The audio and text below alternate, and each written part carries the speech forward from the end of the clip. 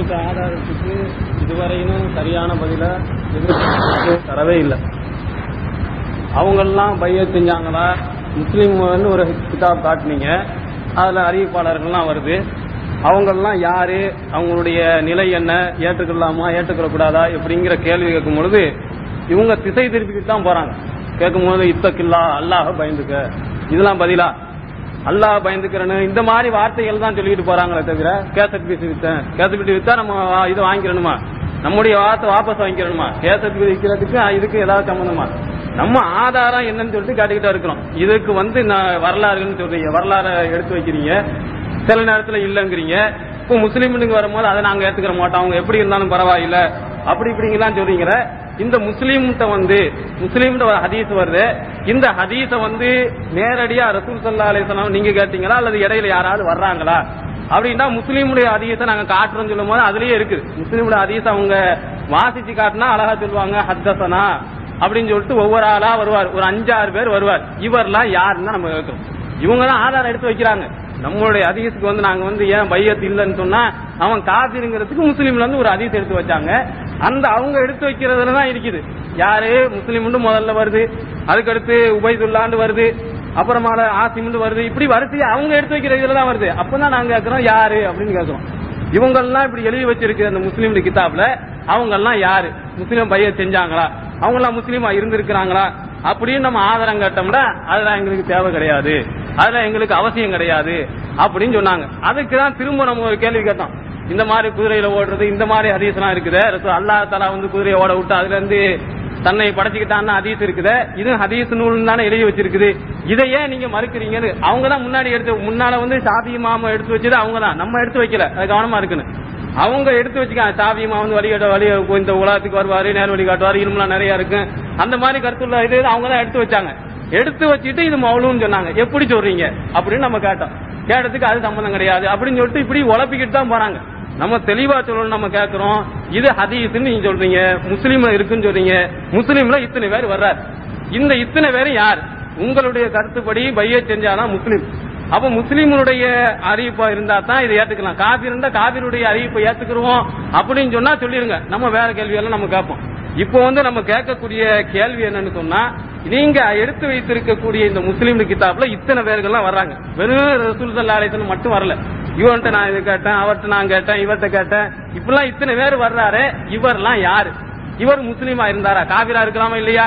நீங்க உங்களுடைய கருத்துப்படி பையத் செய்யலன்னா அவன் காபிர்னு சொன்னீங்க. இதுல எல்லாரும் பையத் செஞ்சிருக்கிறாங்களா அப்படிங்கறதுக்கு நீங்க சரியான ஆதாரம் சும்மா அப்படி இது இப்படின்னு உழப்பிக்கிட்டு போக கூடாது. நேரடியான ஆதாரம் எங்களுக்கு தாங்க, இல்லைன்னு சொன்னா எங்களால் நிரூபிக்க முடியலன்னு சொல்லிருங்க. இது மிக முக்கியமான பாயிண்ட். இதுல ஹதீஸ்ல எந்த இதை எடுத்து வச்சாலும் அதுல பூரா எல்லாரும் அறிவிப்பாளர் வந்துகிட்டே இருப்பாங்க. எடுத்த உடனே ரசூல் ஸல்லல்லாஹு அலைஹி வஸல்லம் அவங்க கேட்டாங்கன்னா வரதே கிடையாது. அதனால நீங்க தெளிவா சொல்லணும். முஸ்லீம்ல ஹதீஸை எடுத்து வச்சீங்கன்னு சொன்னா அந்த முஸ்லீம்ல எல்லாம் யார் யாரு இடம் பெற்று இருக்கிறா அப்படின்னு சொல்லணும். ஏன் நம்ம இது சொல்றோம்டா, ஏன் நம்ம இப்படின்னு சொல்றோம்னா முஸ்லீம்களுடைய ஹதீஸை நீங்க எடுத்து வச்சது யாரு, ஏன் இப்படி எல்லாம் கேட்கணும்னு சொன்னா இந்த ஹதீஸ்ல இத்தனை பேர் இடம் பெற்று இருக்கிறாங்க. இந்த இடம் பெற்றவரை எது வேணுமானாலும் யாரு வேணாலும் ஹதீஸ்னு சொல்லிட்டு போயிடலாம். ஏன்னு இருந்தா அல்லாஹ் பத்தி சொன்னது, ரசூல் ஸல்லல்லாஹு அலைஹி வஸல்லம் அவங்கள பார்த்து சொன்னது, நீங்க இல்லன்னு சொன்னா இந்த உலகத்துல யாரும் படைக்கப்பட்டிருக்க மாட்டாங்க. இந்த மாதிரி ஹதீஸ்களை எல்லாம் ஏற்றுக்கொள்ள நிலைமை வந்துடும். அறிவிப்பாளர்களை நம்ம அலசலன்னு சொன்னா, நம்ம அறிவிப்பாளர்களை ஏற்றுக்கொள்ளணும்னு சொன்னா நம்ம எல்லாத்தையும் ஹதீஸ் சொல்லுவோம். அதனாலதான் இதெல்லாம் யாருங்கிற நிரூபிங்க அப்படின்னு கேட்கிறோம். அடுத்ததா சுன்னா தான் பேசணும், டாபிக்க விட்டு நீங்க விலகி போறீங்க, தாரிக்க போறீங்கன்னு சொல்றீங்க. சுன்னான்னு நீங்க முதல்ல நிரூபிங்க, அதுதான் நம்ம கேள்வி கேட்கிறோம். நம்ம டாபிக்க விட்டு போகவே இல்லை. நீங்க தான் சொன்னீங்க இந்த முஸ்லீம்ங்கிற உள்ள ஹதீஸ் ரசூல் ஸல்லல்லாஹு அலைஹி சொன்னாங்க சுன்னா அப்படின்னு. சுன்னாங்கிறது முதல்ல நிரூபிங்க, அப்பதான் நாங்க இது சொல்லுவோம். நீங்க சுன்னாங்கிறதுக்கு என்ன ஆதாரம்? முஸ்லீம் எழுதிட்டாருன்னு சொன்னா அது சுன்னாவா, அதுல எத்தனை பேர் வர்றாங்களா, அதெல்லாம் யாரு அப்படிங்கிறதுக்கு தான் நம்ம கேள்வி கேட்கிறோம். இது சுன்னாங்கிறத நீங்க ஆதாரப்பூர்வமா நிரூபிக்கணும். இதுல வரக்கூடியவரெல்லாம் உங்களுடைய கருத்துப்படி பையத் செஞ்சாதான் முஸ்லீம், பையத் செய்யலன்னு சொன்னா அவர் முஸ்லீம் கிடையாது. அப்ப பையத் இத்தனை பேர் 5-6 பேர் வர்றாங்களே, அத்தனை பேரும் பையத் செஞ்சாங்க அப்படி நீங்க தெளிவா நிரூபிக்கணும்.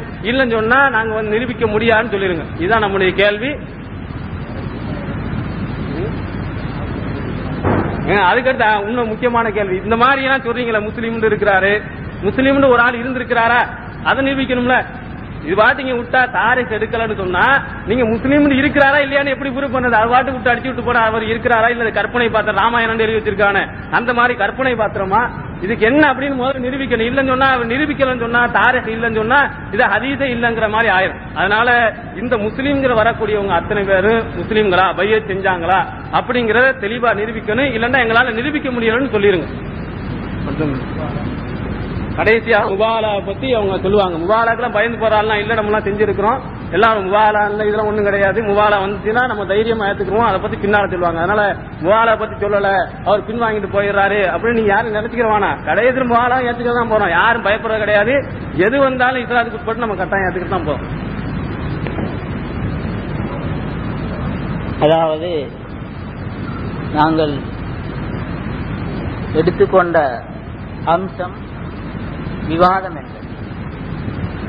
முதலில் இந்த விவாதத்தில் முன்வைக்கக்கூடிய ஆதாரங்களில் சர்ச்சை ஏற்பட்டுவிட்டால் அது வேறொரு விவாதமாக மாறிவிடும்.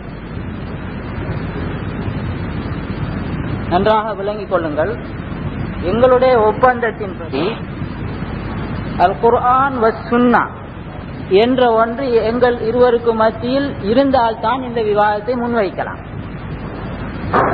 அப்படி இரண்டு அம்சங்கள் பாதுகாக்கப்பட்டு இருக்கிறது என்ற அடிப்படையில் தான் நாங்கள் இந்த விவாதத்தை ஒப்பந்தம் செய்திருக்கிறோம். இப்பொழுது இரண்டாவது ஒரு பிரச்சனை இவர்கள் முன்வைக்கிறார்.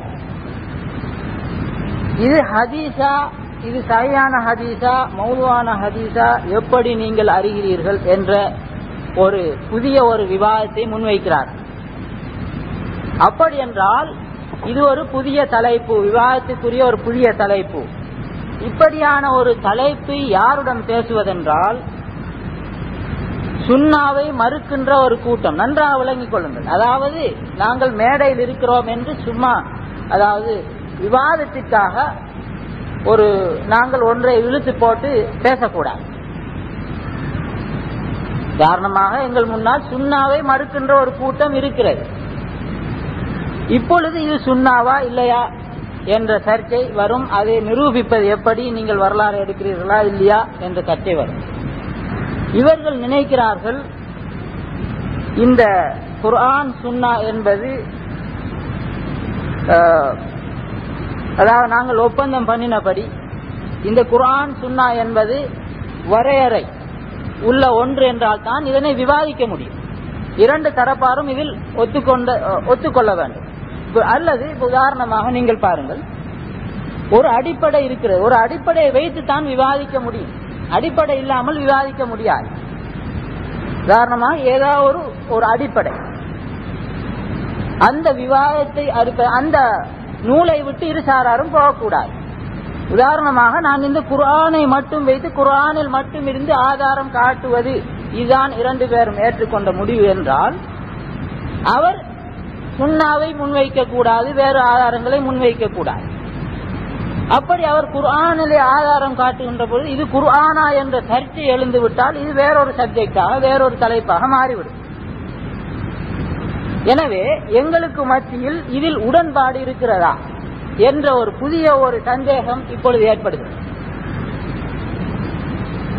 இரண்டாவது விஷயம், இந்த குர்ஆன் சுன்னா எப்படி பாதுகாக்கப்பட்டிருக்கிறது என்பதில் சர்ச்சை, அதாவது இரண்டு தரப்பாருக்கும் இடையில் கருத்து வேறுபாடு இருப்பது போன்று விளங்குகிறது. ஏனென்றால் நாங்கள் உதாரணமாக ரசூல் ஸல்லல்லாஹு அலைஹி வஸல்லம் அவர்கள்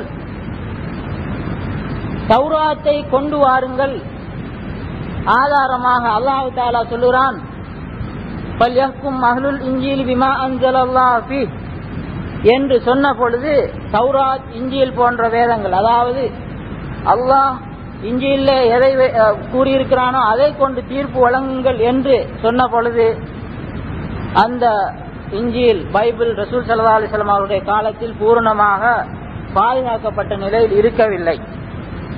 அது புரட்டி அதிலே செருகல்கள் செய்து மாற்றப்பட்ட நிலையில் தான் இருந்தது அந்த இன்ஜீல். இன்ஜீல் என்பது ஈசா அலைஹிஸ்ஸலாம் அவருடைய காலத்திலேயே 200க்கும் மேற்பட்ட ஈசா அலைஹிஸ்ஸலாத்தின் உயர்த்தப்பட்ட பின் 200க்கும் மேற்பட்ட இன்ஜீல்கள் பைபிள்கள் இருந்ததாக வரலாற்றில் எழுதி வைத்திருக்கிறார்கள்.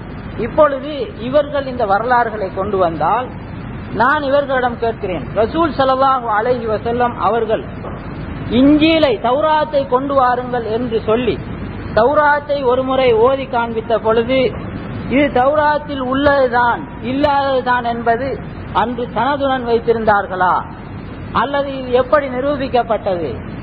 சனது இல்லை, நாங்கள் முட்டாள்தனமாக எடுக்கிறோமா, எப்படி எடுக்கிறோம் என்பது இங்கு சர்ச்சைக்குரிய விஷயம் அல்ல. அதிலே வேண்டுமென்றால் நான் தனியாக ஹதீஸை பற்றி, குர்ஆன் அதாவது ஹதீஸ் எப்படி வந்திருக்கிறது, இதிலே வந்திருக்கிறவர்கள் எல்லாம் முஸ்லிம்கள் என்பதில் கூட கருத்து வேறுபாடு இருக்கிறது. புகாரியில் வந்திருக்கக்கூடிய ஹதீஸ் அறிவிப்பாளர்கள் அதிகமானவர்கள் ஹவாரிஜிகள் என்று அவர்களுடைய அந்த உசூல் ஹதீஸில் இதை பற்றி தான் இவர்கள் இப்பொழுது கேட்கிறார்கள். இது ஒரு தனி சப்ஜெக்ட், இதிலே நாங்கள் பின்வாங்குவதாக இவர்கள் நினைக்கிறார்கள். அப்படி அல்ல.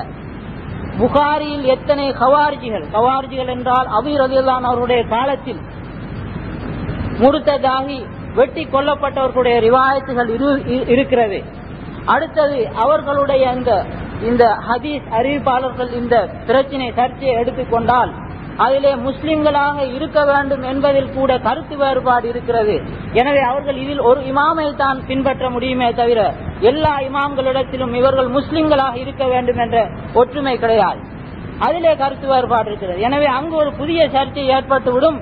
எந்த இமாம் சொல்வதை எடுப்பது என்று, எந்த அறிஞர் சொல்வதை எடுப்பது என்று புதிய சர்ச்சை ஏற்பட்டுவிடும்.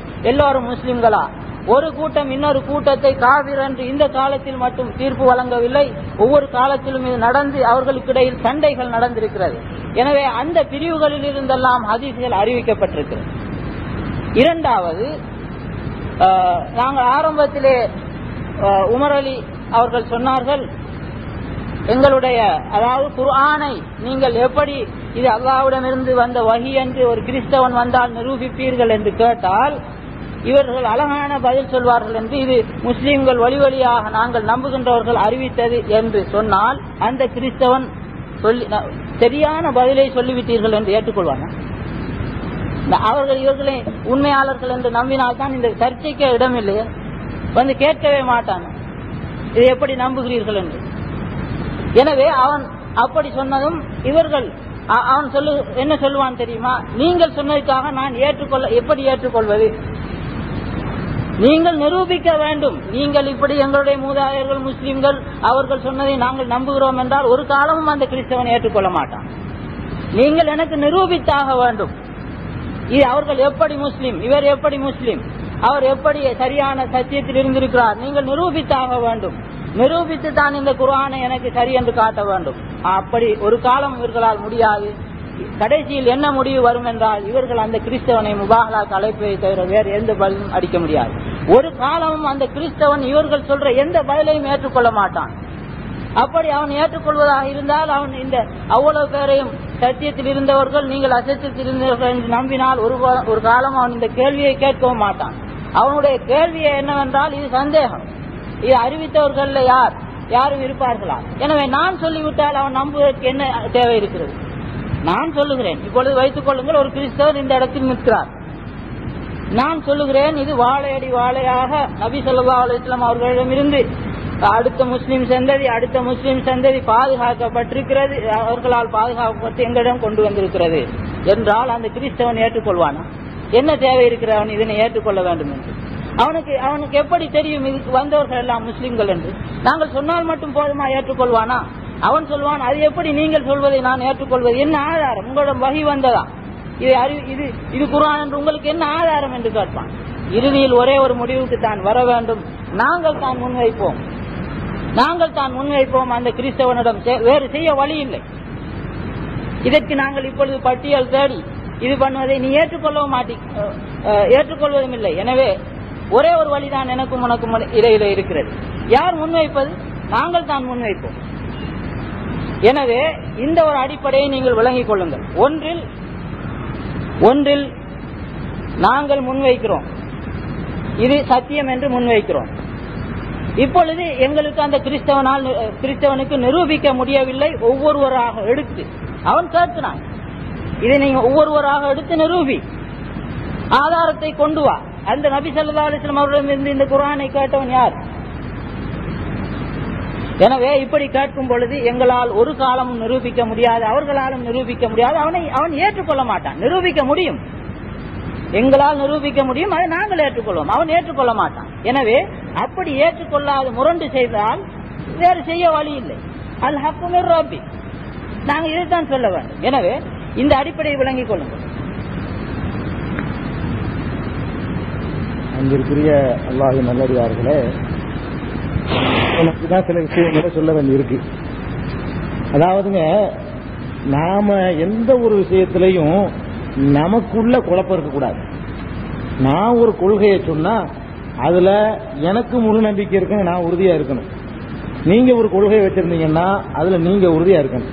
இதுல நமக்கு தனக்கு தானே முரண்படுவது இருக்குதே, அதுதான் பாத்தில் என்பதற்கு மிகப்பெரிய ஆதாரம்.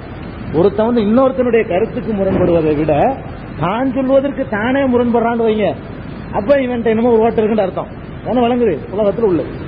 இப்ப நாம என்ன கேட்கிறோம், இந்த யார் ஒருத்தன் பையத்து இல்லையோ அவன் காபிரா மௌத்தா போவான், ஜாகிலியத்தான மௌத்த அடைவான் என்று நபி ஸல்லல்லாஹு அலைஹி வஸல்லம் சொன்னதாக அவங்க எடுத்து வச்சாங்க.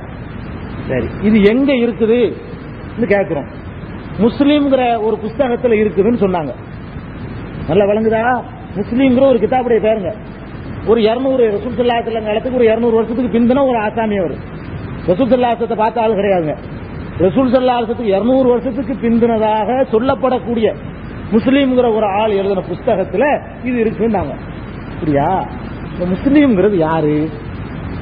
ஒன்னு ரசூல் ஸல்லல்லாஹு அலைஹி வஸல்லம் சொன்னதை ஏத்துக்கிறதா இருந்தா அப்படி சொன்னதாக எங்க இருக்குது? முஸ்லீம்ங்கிற புத்தகத்தில் இருக்குது. அந்த புத்தகத்துல இருக்குதுன்னு சொல்லிதான் நீங்க எங்கள்கிட்ட எடுத்த வைக்கிறீங்க. அப்ப என்ன செய்ய வேண்டி இருக்குது? எங்க அந்த முஸ்லீம்னு சொல்றீங்களே, அவர் முஸ்லீம் தானா? கேட்குமா இல்லையா?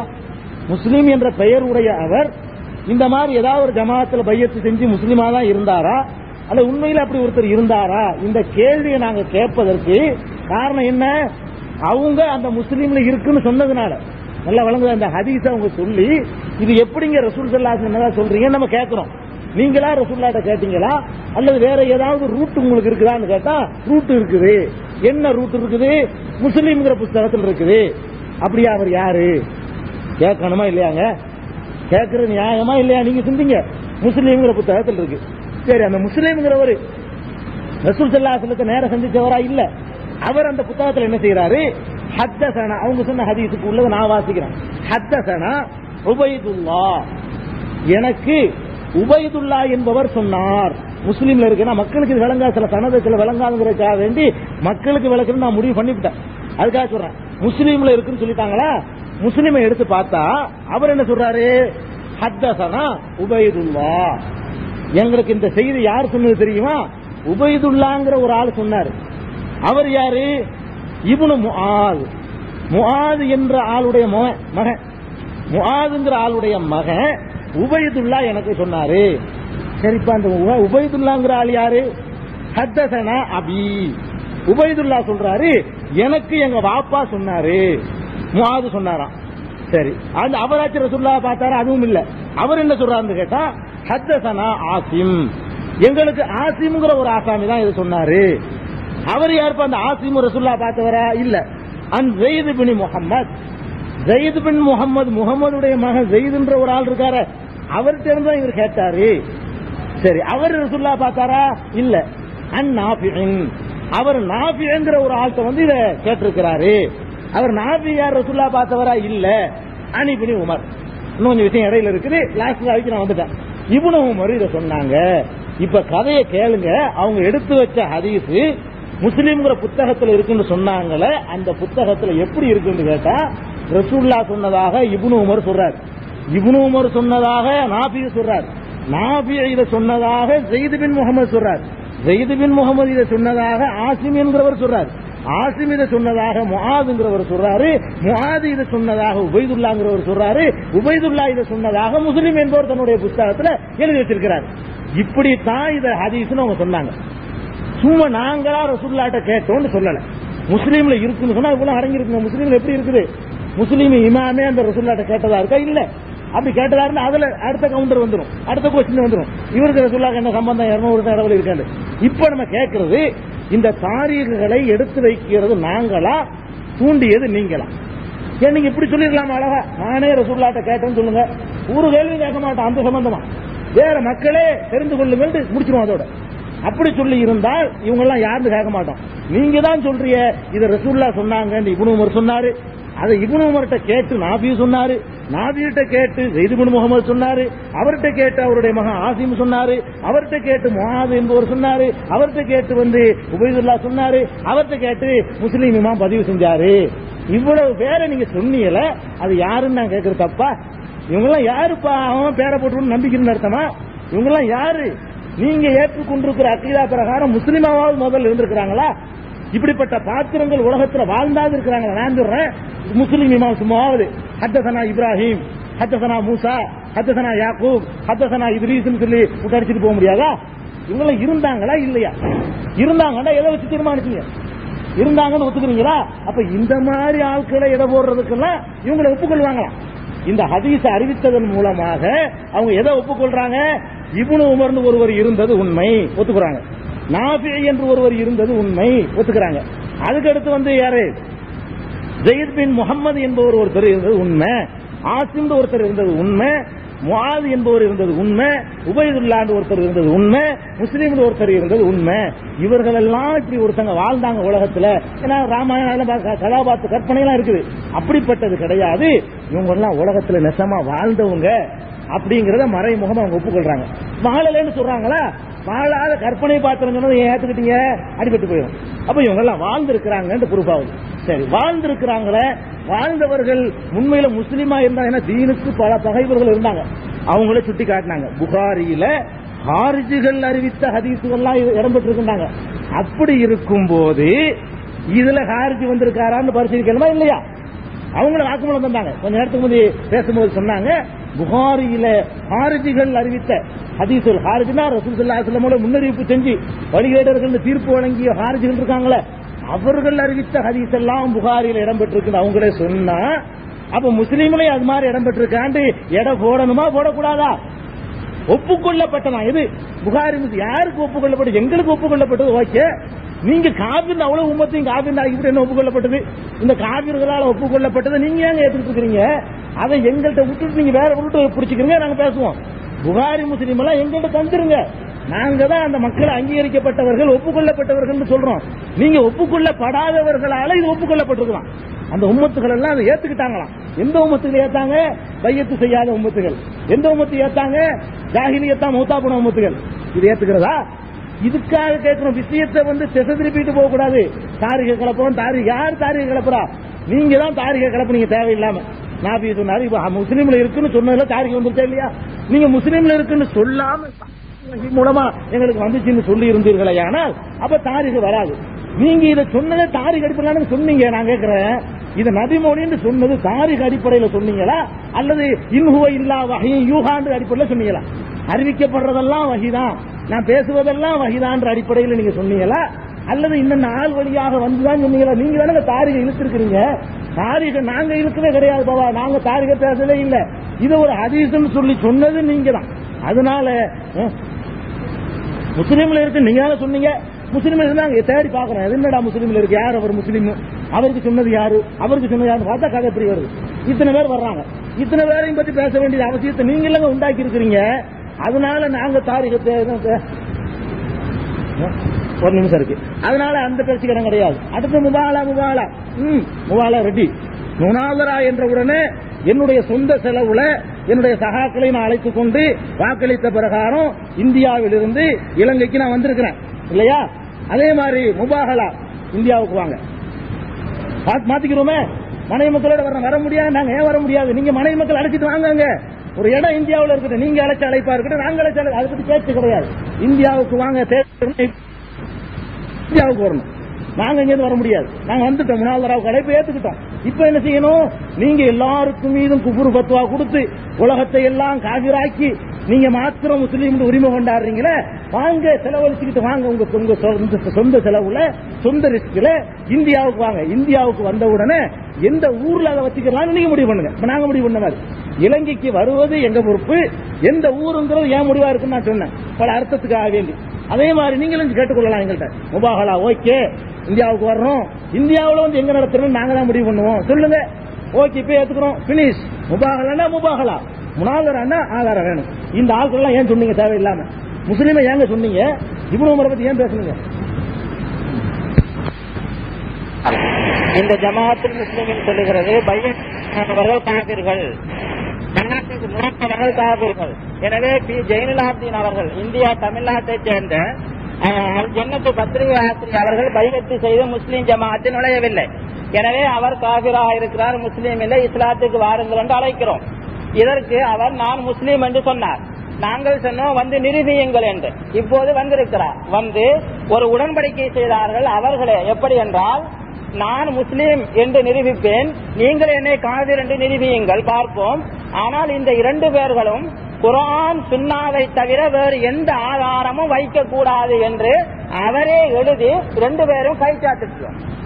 குர்ஆன் சுன்னாவை தவிர வேறு எந்த ஆதாரமும் வைக்க கூடாது சொல்லிவிட்டு இப்போது அவர்கள் எம்மிடத்தில் கேட்கிறார்கள், இந்த குர்ஆன் சுன்னா நான் அவர் காபிர் முஸ்லீம் இல்லை என்பதற்கு குர்ஆனிலும் ஹதீஸிலும் ஆதாரம் வைத்தோம். முஸ்லீம் அகமது குர்ஆனில் 42வது அத்தியாயம்.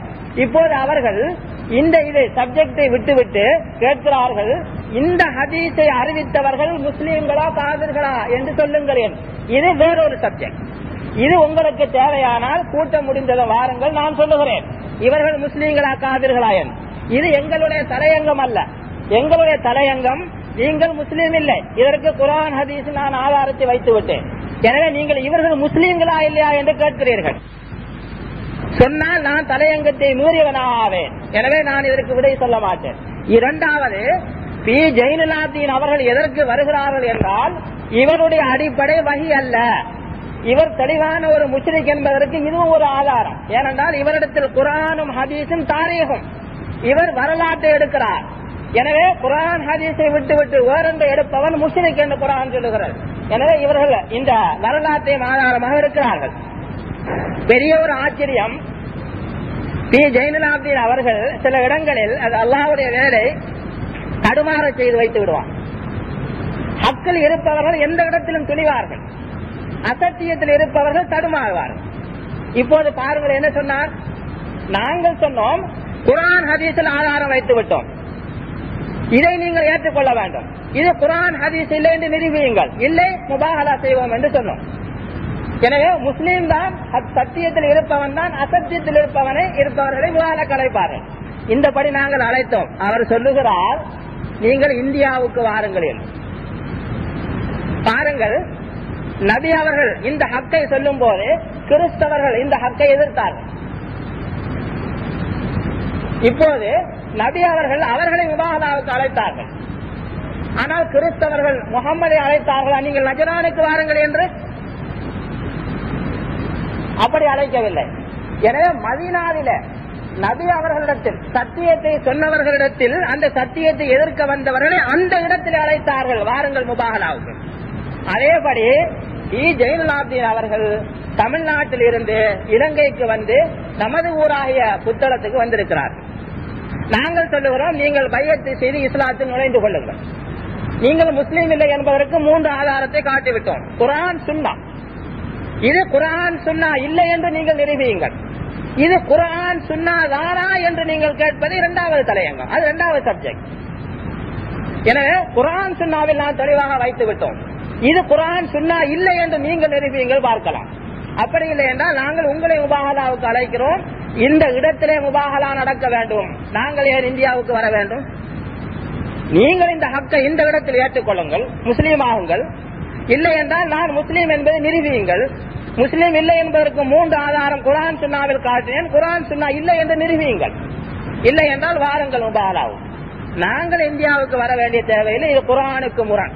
குர்ஆனில் வருகிறது நீங்கள் அலையுங்கள் என்றுதான், நீங்கள் போங்கள் என்று சொல்லவில்லை. நீங்கள் இந்த சத்தியத்தை எதிர்ப்பவர்களுடைய ஊருக்கு போங்கள் என்று சொல்லவில்லை. நபியே நீர் அவர்களை அலையுங்கள் என்றுதான் வருகிறது. எனவே நீங்கள் இந்த இடத்துக்கு வந்திருக்கிறீர்கள், நாங்கள் உங்களை அழைக்கிறோம். எனவே இந்த புதிதாக வந்திருப்பவர்களுக்கு தெரியாது, அதனால் மீண்டும் நான் இந்த விஷயத்தை விளக்க விரும்புகிறேன். எனவே நான் 3 ஆதாரத்தை வைத்து விட்டேன். குர்ஆன், முஸ்லீமில் ஒரு ஹதீஸ், அகமதில் ஒரு ஹதீஸ். இது அல்லாஹ்வுடைய வஹி. இதை அவர்களும் ஏற்றுக்கொண்டார்கள். பையத்து செய்யாதவன் காஃபிர். அவர்கள் சொல்லுகிறார்கள், சரி நான் ஏற்றுக்கொள்கிறேன் என்று சொன்னார்கள், பதிவு செய்யப்பட்டிருக்கிறது. ஆனால் இது ஹதீஸ் தானா, இது வஹி தானா என்று நிரூபிங்கள் என்று கேட்கிறார்.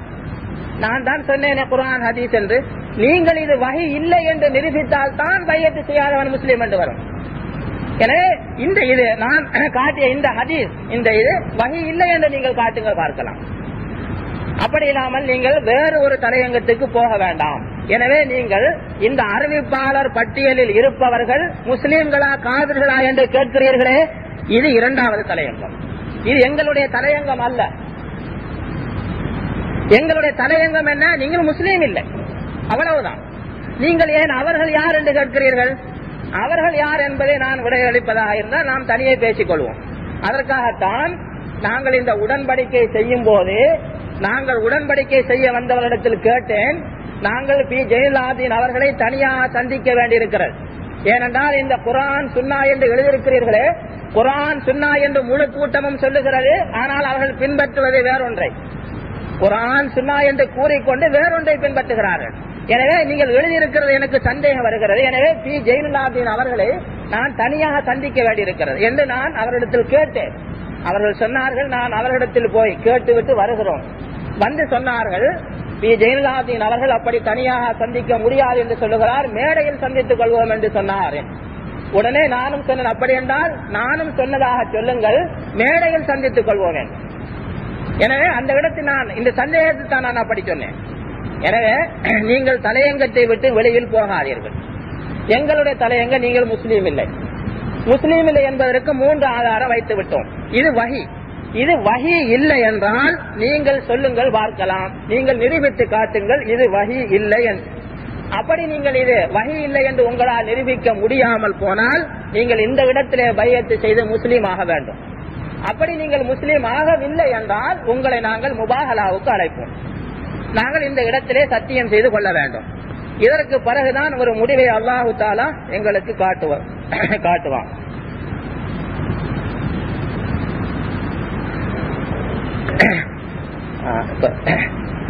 இவர்கள் இருக்குதா?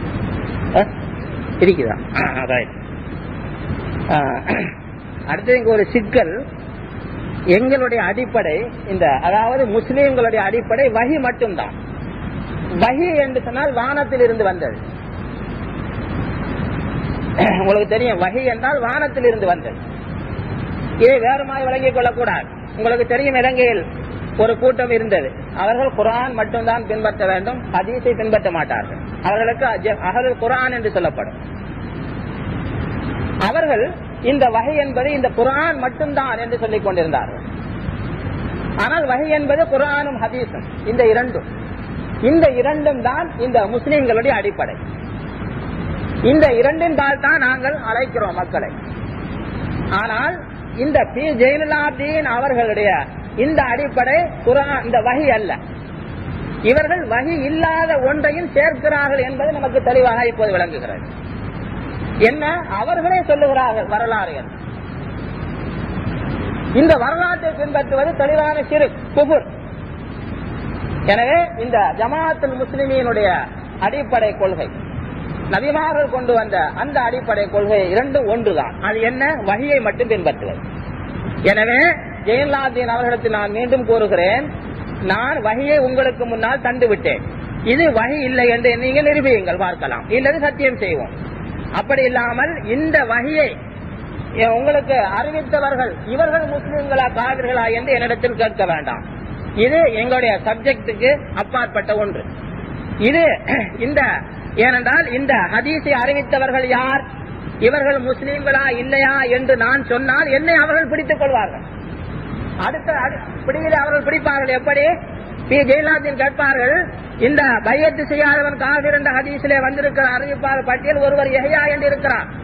இவர் உண்மையானவர், பொய்யன் இல்லை என்று இருக்கிறது. யார் எழுதியது? இப்னு ஹஜர். அடுத்த வழியில் எழுந்து கேட்பார்கள், ஜமாஅத்துல் முஸ்லிமீனுடைய கொள்கை வஹியாம். இப்போது பாருங்கள், இந்த ஹதீஸை அறிவித்த யஹ்யா நம்பிக்கையானவர் என்று இப்னு ஹஜர் எழுதிய வரலாற்றை காட்டுகிறார். எனவே இவர்களும் முஸ்லிக் என்று சொல்லிவிடுவார்.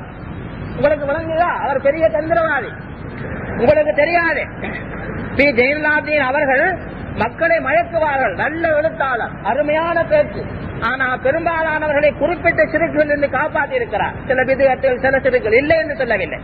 ஆனால் அடிப்படை சிறுக்கு அவர்களிடத்தில் இருக்கிறது. எனவே நான் இந்த அறிவிப்பாளர் பட்டியல் உள்ளவர்கள் முஸ்லீம்கள் என்று சொன்னால் என்னை பிடித்துக் கொள்வார், நீ முஷ்ரிக், ஏன் நீயும் வரலாற்றை பின்பற்றுகிறாயன். எனவே அல்லாஹ் காப்பாற்ற வேண்டும். இந்த இதை நான் சொல்ல மாட்டேன். சொன்னால் இது குர்ஆன் சுன்னா அல்ல. தெரியும் வந்துருச்சுங்க. தெளிவா சொன்னாங்க. வரலாறை ஏற்றுக்கொண்டால் சிறுக்கு ஒத்துக்கிட்டாங்கல்ல. வரலாறை ஏற்றுக்கொண்டால் சிறுக்குன்னு சொன்னாங்க. சிறுக்குன்னு சொன்னாங்க, எழுதியிருக்கிறாங்க. அப்ப வரலாறை ஏற்றுக்கொள்வது சிறுக்கு என்று அவர்கள் சொன்னதன் மூலமாக தாங்கள் முஷ்ரிக்குகள் என்பதை பகிரங்கமாக இந்த மேடையில் அறிவித்து விட்டார்கள். ஏன் இப்னு ஹஜரை சொன்னாதான் வரலாறு இல்ல. நான் வாட்சி காட்டின இந்த பேர்களை எல்லாம் சொன்னாங்களே, ஹத்தஸனா உபைதுல்லா, ஹத்தஸனா சிமு, இது பூரா யாரு வரலாறு. இவர்களை எல்லாம் சொல்வதன் மூலமாக, இவர்களை எல்லாம் ஏற்றுக்கொள்வதன் மூலமாக வரலாற்றை ஏற்று தாங்கள் முஷ்ரிக்குகள் தான் என்பதை பகிரங்கமாகவே அவர்கள் ஒப்புக்கொண்டு விட்டார்கள். பிரச்சனை அழகான ஒரு தீர்வு கொண்டு பாருங்க. வரலாறை ஏற்றுக்கொள்வது சிறுக்குன்னு சொல்லிட்டு வரலாறு சொல்லலாமா? இந்த நேமம், இந்த கிதாபு, இந்த பேரெல்லாம் பயன்படுத்தலாமா? இதெல்லாம் வரலாறு. இவங்க பேரை முஸ்லீம் ஒருத்தர் இருந்தாரு, அவருக்கு உபயத்துல்லா சொன்னாரு. வரலாறை ஏற்றுக்கொண்டு அவ்வளவு பேர் நினைஞ்சிட்டாங்க. தன்னையும் தன்னை பையத்து செய்த கூட்டம் அவ்வளவு பேரையும் சிறுக்குல கொண்டு அடுத்த பத்துவா எல்லாரும் கொடுத்துட்டாரு. உலகத்துக்கெல்லாம் பத்துவா கொடுத்துக்கிட்டு இப்ப தன்னையும் தன்னை சார்ந்தவர்களுக்கும் முஷ்ரிக்குகள் நம்ம வரலாறு சொல்லித்தான் அதிகத்தை காட்டிக்கிட்டு இருக்கிறோம்.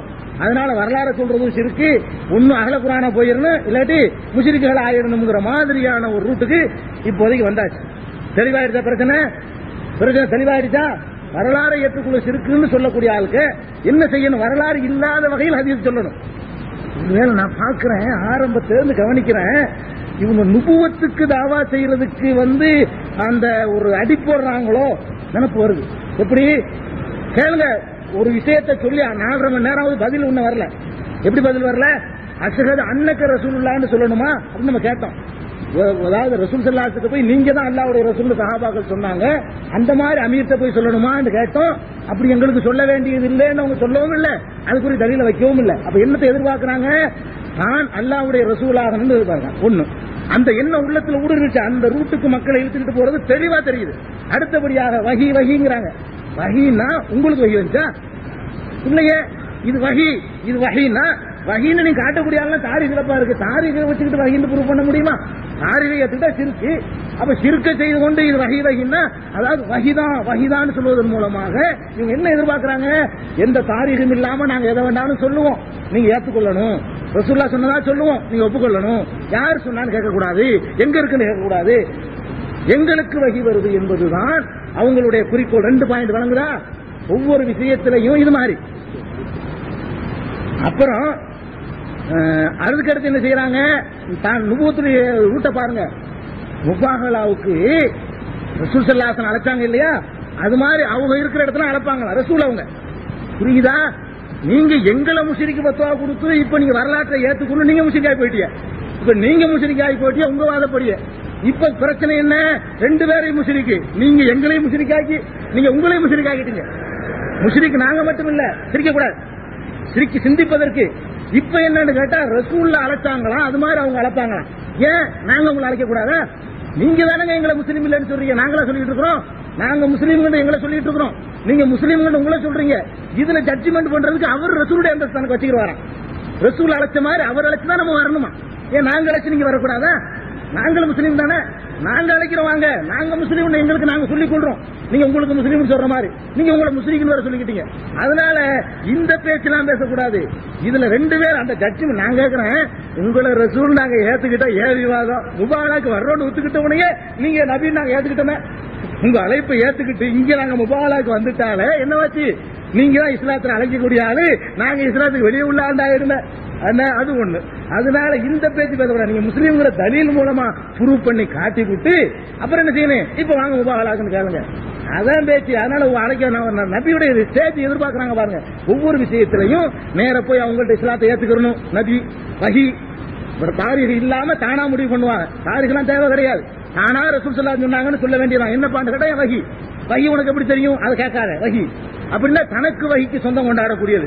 நல்ல ரூட் விளங்குது. இவங்க எங்க போறதுக்கு ஸ்டெப் எடுத்து வச்சிருக்கிறாங்க, இருக்கிற ஆட்களை எங்க கொண்டு விடுவாங்க நல்லா விளங்குது. ஒவ்வொரு ஸ்டெப்பா தாண்டி தாண்டி கடைசி என்ன ஆகும், நுபுவத்துடைய லெவல் அப்படி ஒன்று நடந்திருக்கு ஒரு காலத்துல. அல்லாஹ் காப்பாற்றணும். அதனால அந்த பேச்சு கிடையாது.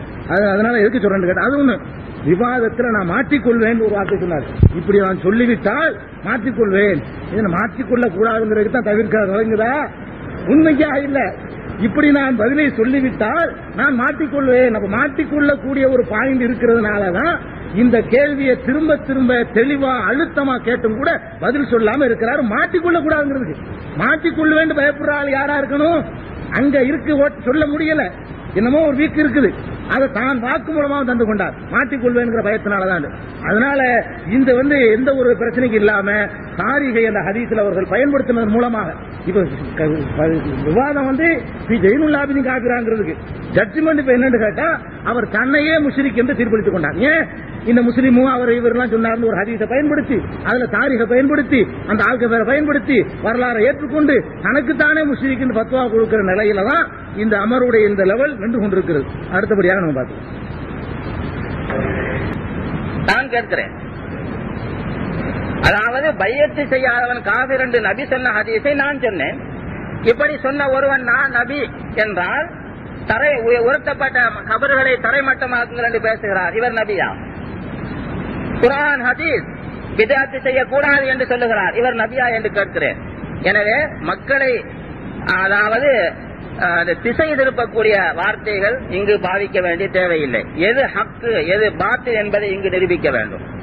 எனவே எங்களுடைய தலையங்கம், இவர் எங்களுக்கு தீர்ப்பு வழங்க வரவில்லை, நாங்கள் தீர்ப்பு வழங்கி இருக்கிறோம். பி ஜெயினுல் ஆபிதீன் அவர்களும் அவர்களை சார்ந்தவர்களும் இந்த ஒரு கொள்கையை வஹியை மட்டும் மார்க்கமாக சொல்லுகின்ற இந்த 73 கூட்டத்தில் சுவர்க்கம் செல்லுகின்ற ஒரு கூட்டமாகிய அல் ஜமாத், இந்த ஜமாஅத்துல் முஸ்லிமீனில் சேராத காரணத்தினால் இவர் காபிர், இவர் முஸ்லீம் இல்லை என்பதுதான் எங்களுடைய வாதம். இவருக்கு நாங்கள் சொல்லவில்லை எங்களுக்கு தீர்ப்பு வழங்குங்கள். உங்களை நாங்கள் எங்களுக்கு தீர்ப்பு வழங்க அழைக்கவில்லை. இவருக்கு நான் கடிதம் எழுதினோம். நீங்கள் இலங்கை வந்த நேரத்தில் ஏத்தாலையில் எந்த ஒருவரையும் காபீர் என்று சொல்லுகின்ற அதிகாரம் அல்லாஹ்வுக்கு மட்டும்தான் இருக்கிற அடித்து பேசினார். அவரே ஜன்னத்திலே எழுதுகிறார், கபர் வணங்கிகள் இஸ்லாத்தை விட்டு போய்விட்டார்கள். இப்படி முரணான கருத்தை பேசியவரை பகிரங்கமாக ஒலிபெருக்கில் அழைத்தோம், வாருங்கள், வரவில்லை. பிறகு கடிதம் எழுதினோம், நிரூபியுங்கள், இல்லை என்றால் நீங்கள் முஸ்லீம் இல்லை என்பது உறுதியாகிவிடும். இப்போது நீங்கள் இவர் இங்கு வந்தது எதற்கென்றால் தான் ஒரு முஸ்லீம் என்பதை நிரூபிப்பதற்காக வேண்டித்தான், எங்களுக்கு தீர்ப்பு வழங்க அல்ல. இரண்டாவது, பாருங்கள், அவர் இந்த பேச்சுக்களை எப்படி குர்ஆன் ஹதீஸை யூதர்களை கிறிஸ்தவர்கள் திரித்தார்களோ அதே போன்று இந்த திரிக்கக்கூடிய ஒரு தந்திரம் இவரிடத்தில் இருக்கிறது.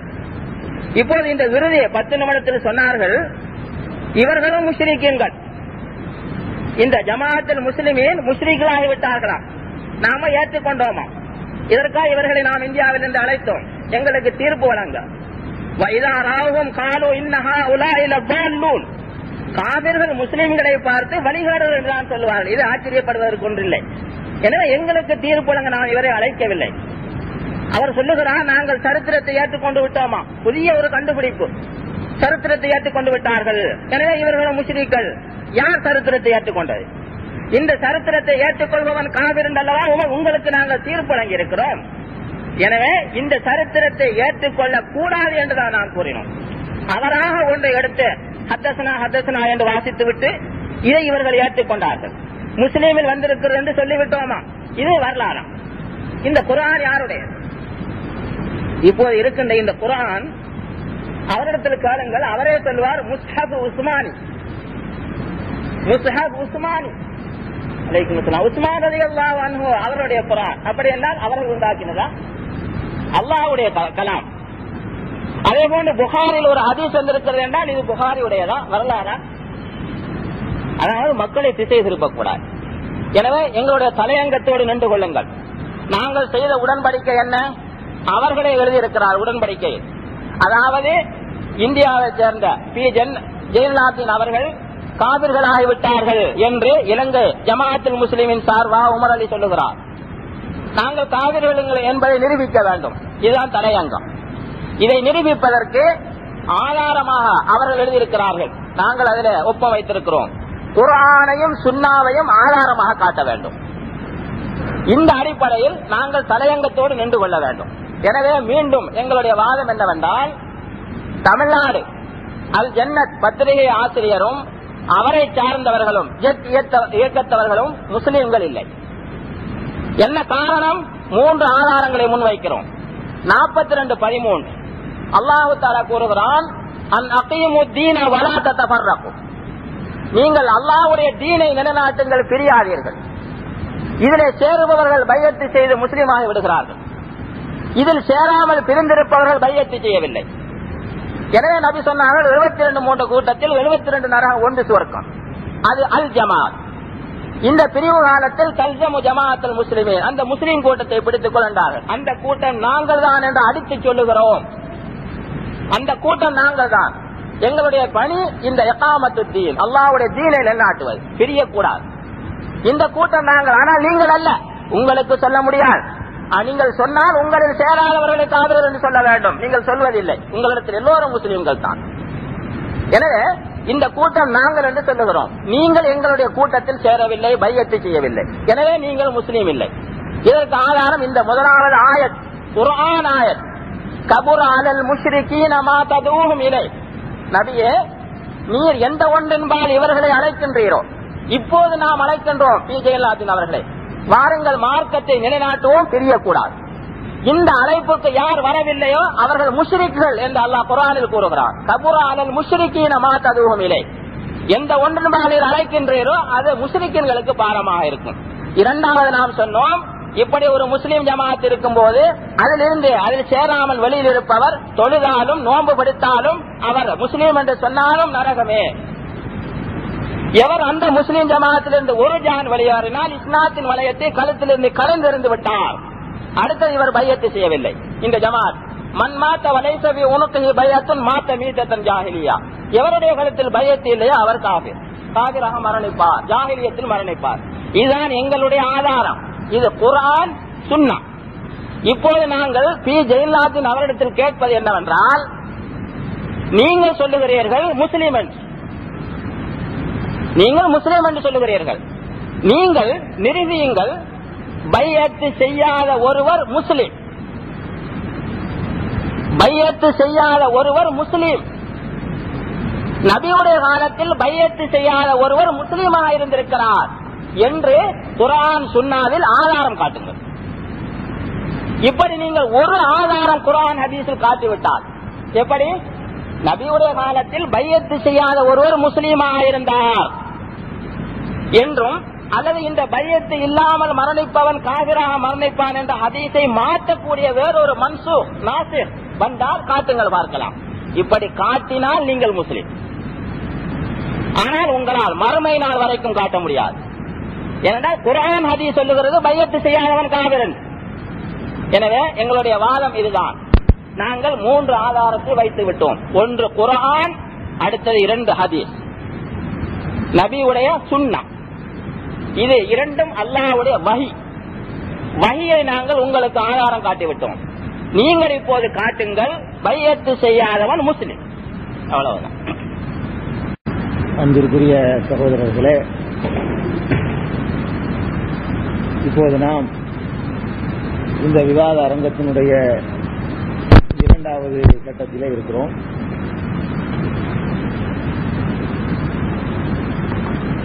இந்த 2வது கட்டத்திலே முதலாவது அமர்வின் கடைசி நேரத்தில் நாம் எடுத்து வைத்த பல வாதங்களுக்கு அவர்கள் பதில் தராமல் ஓரிரண்டு விஷயங்களை மாத்திரம் பதில் சொல்கிறேன் என்ற பெயரிலே மழுப்பி இருக்கிறார்கள். அதாவது அவர்கள் இப்போது சொன்னார்கள், நாங்கள் சரித்திரத்தை ஏற்றுக்கொண்டது கிடையாது, சரித்திரத்தை நாங்கள் ஏற்றுக்கொண்டதே கிடையாது என்று தெளிவாக இப்ப சொன்னாங்க. நாம சென்ற அமர்வுடைய கடைசியில் சொன்னோம், சரித்திரத்தை அவர்கள் குர்ஆன் சொன்னா இல்ல, அதை பத்தி கவுண்டர்ல சொன்னாங்க. சரித்திரத்தை நாங்க ஒருபோதும் ஏற்றுக்கொண்டது கிடையாது என்று அவங்க சொன்னாங்க. ஆனா நாம என்ன கேட்கிறோம், ரொம்ப நல்லது, சரித்திரத்தை ஏற்றுக்கொள்ளாமல் இருந்தால் ரொம்ப நல்லது, அதுதான் சரியான வழி. இப்ப நாம என்ன செய்யறோம், சரித்திரம் இல்லாத வகையில் குர்ஆனையும் சுன்னாவையும் காட்டுறோம். அவன் கேட்கிற என்ன தெரியுமா, சரித்திரம் வரக்கூடாது, சரித்திரம் இல்லாத வகையில ஆட்களை பத்தி பேசாம இது நபி ஸல்லல்லாஹு அலைஹி வஸல்லம் சொன்னாங்கங்கறத நீங்க ப்ரூவ் பண்ணி காட்டணும்.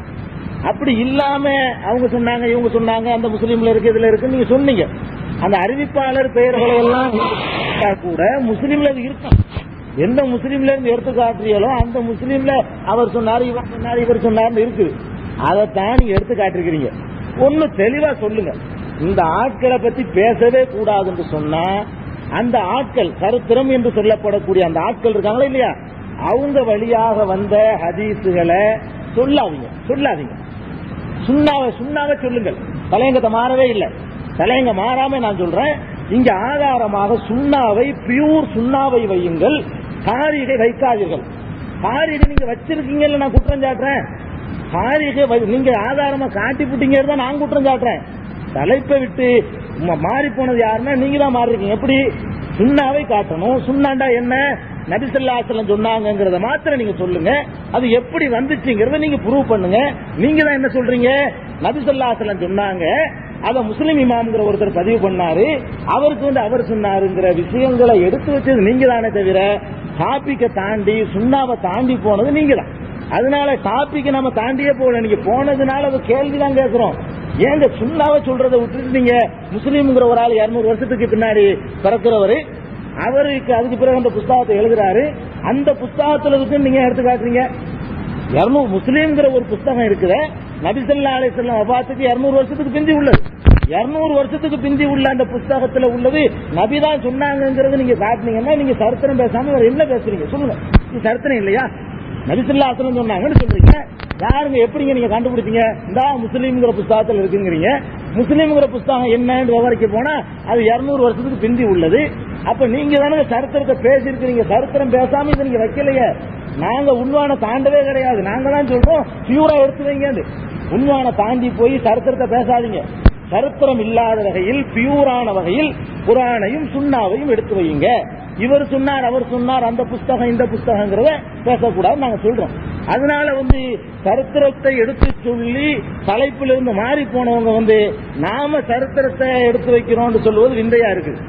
சரித்திரத்தை நாமளா எடுத்து வச்சோம். நபி ஸல்லல்லாஹு அலைஹி வஸல்லம் சொன்னாங்க, இது முஸ்லீம்ல இருக்கு, நீங்க தானே சொன்னீங்க.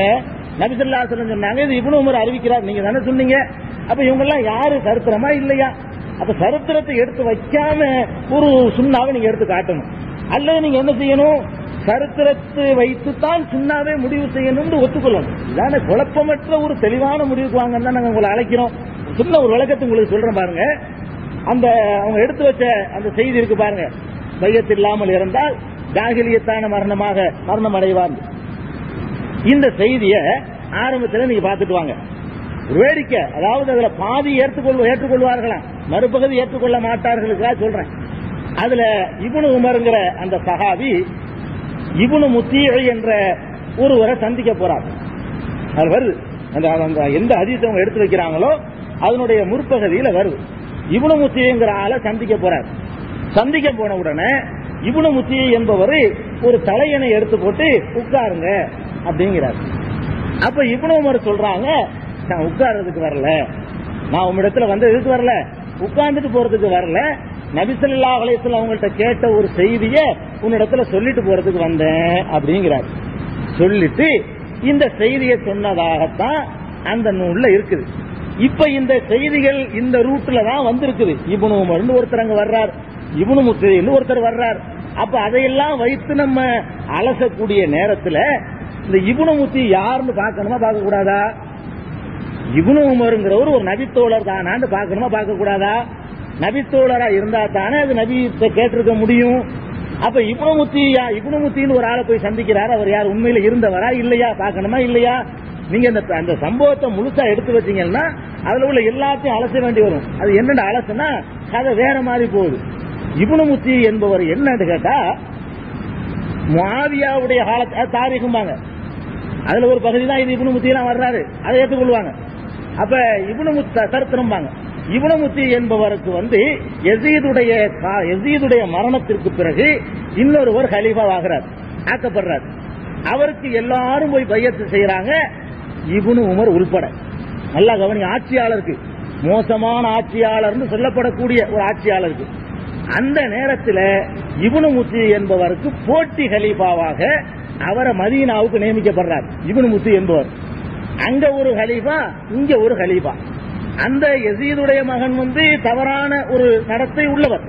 இவங்க சொல்லபடி நிறைய பிதாத்துகள் உள்ளவர், நம்ம குரூப் பண்ண முடியும், அதை தாரீகுன்றுவாங்க. முஆவியாவுடைய மகனுடைய மகன், முஆவியாவுடைய மகன் யஸீதுடைய மகன் முஆவியா. நான் தப்பா சொன்ன நீங்க விளங்கிட கூடாது. யஸீதுடைய மகன் முஆவியான்னு நான் தவறா சொன்ன விளங்கிட கூடாது. முஆவியாவுடைய மகன் பேர் யஸீது, யஸீதுடைய மகன் பேர் முஆவியா. அப்ப அந்த யஸீதுடைய மகனை கலீஃபாவாக ஆக்கின நேரத்தில் மதீனாவில் இவரை போட்டி ஆக்கி போடுறாங்க. இவர் பையத்தை மறுக்கிறார். யார்கிட்ட? அந்த மோசமான பிதஅத்து செய்யக்கூடிய ஒரு ஆட்சியாளர்கிட்ட போயாவது நீ பையத்து செய்யணும், பிதஅத்து செஞ்சாலும் சரி வழிகட்டாலும் சரி அவருக்கு பின்னாடி போகணும்டாது யார் சொல்றா? இப்னு உமர் சொல்றாரு. அதை வலுப்படுத்துறதுக்கு தான் சொல்றாரு, இப்னு முத்திய நீ போய் அந்த மாதிரி பையத்து செஞ்சிக்க, இல்லன்னா அவன் ஜாகிலியத்தான மரணத்தை தழுவாங்கிறது இந்த மொத்த அவர் சொன்ன எடுத்து வச்சதனுடைய டீடைல். நான் என்ன கேட்கிறேன்னு கேட்டா, இப்னு உமர் சொன்னார் என்பதை, நபி ஸல்லல்லாஹு அலைஹி வஸல்லம் அவங்கள்ட்ட கேட்டார் என்பதை யாரெல்லாம் அறிவிக்கிறாங்களோ அதே நபர்களை கொண்டுதானே இந்த தகவலும் வருது. இது நடந்ததா இல்லையா, அதை ஒரு சான்றாக நான் உங்களுக்கு எடுத்து வைக்கல.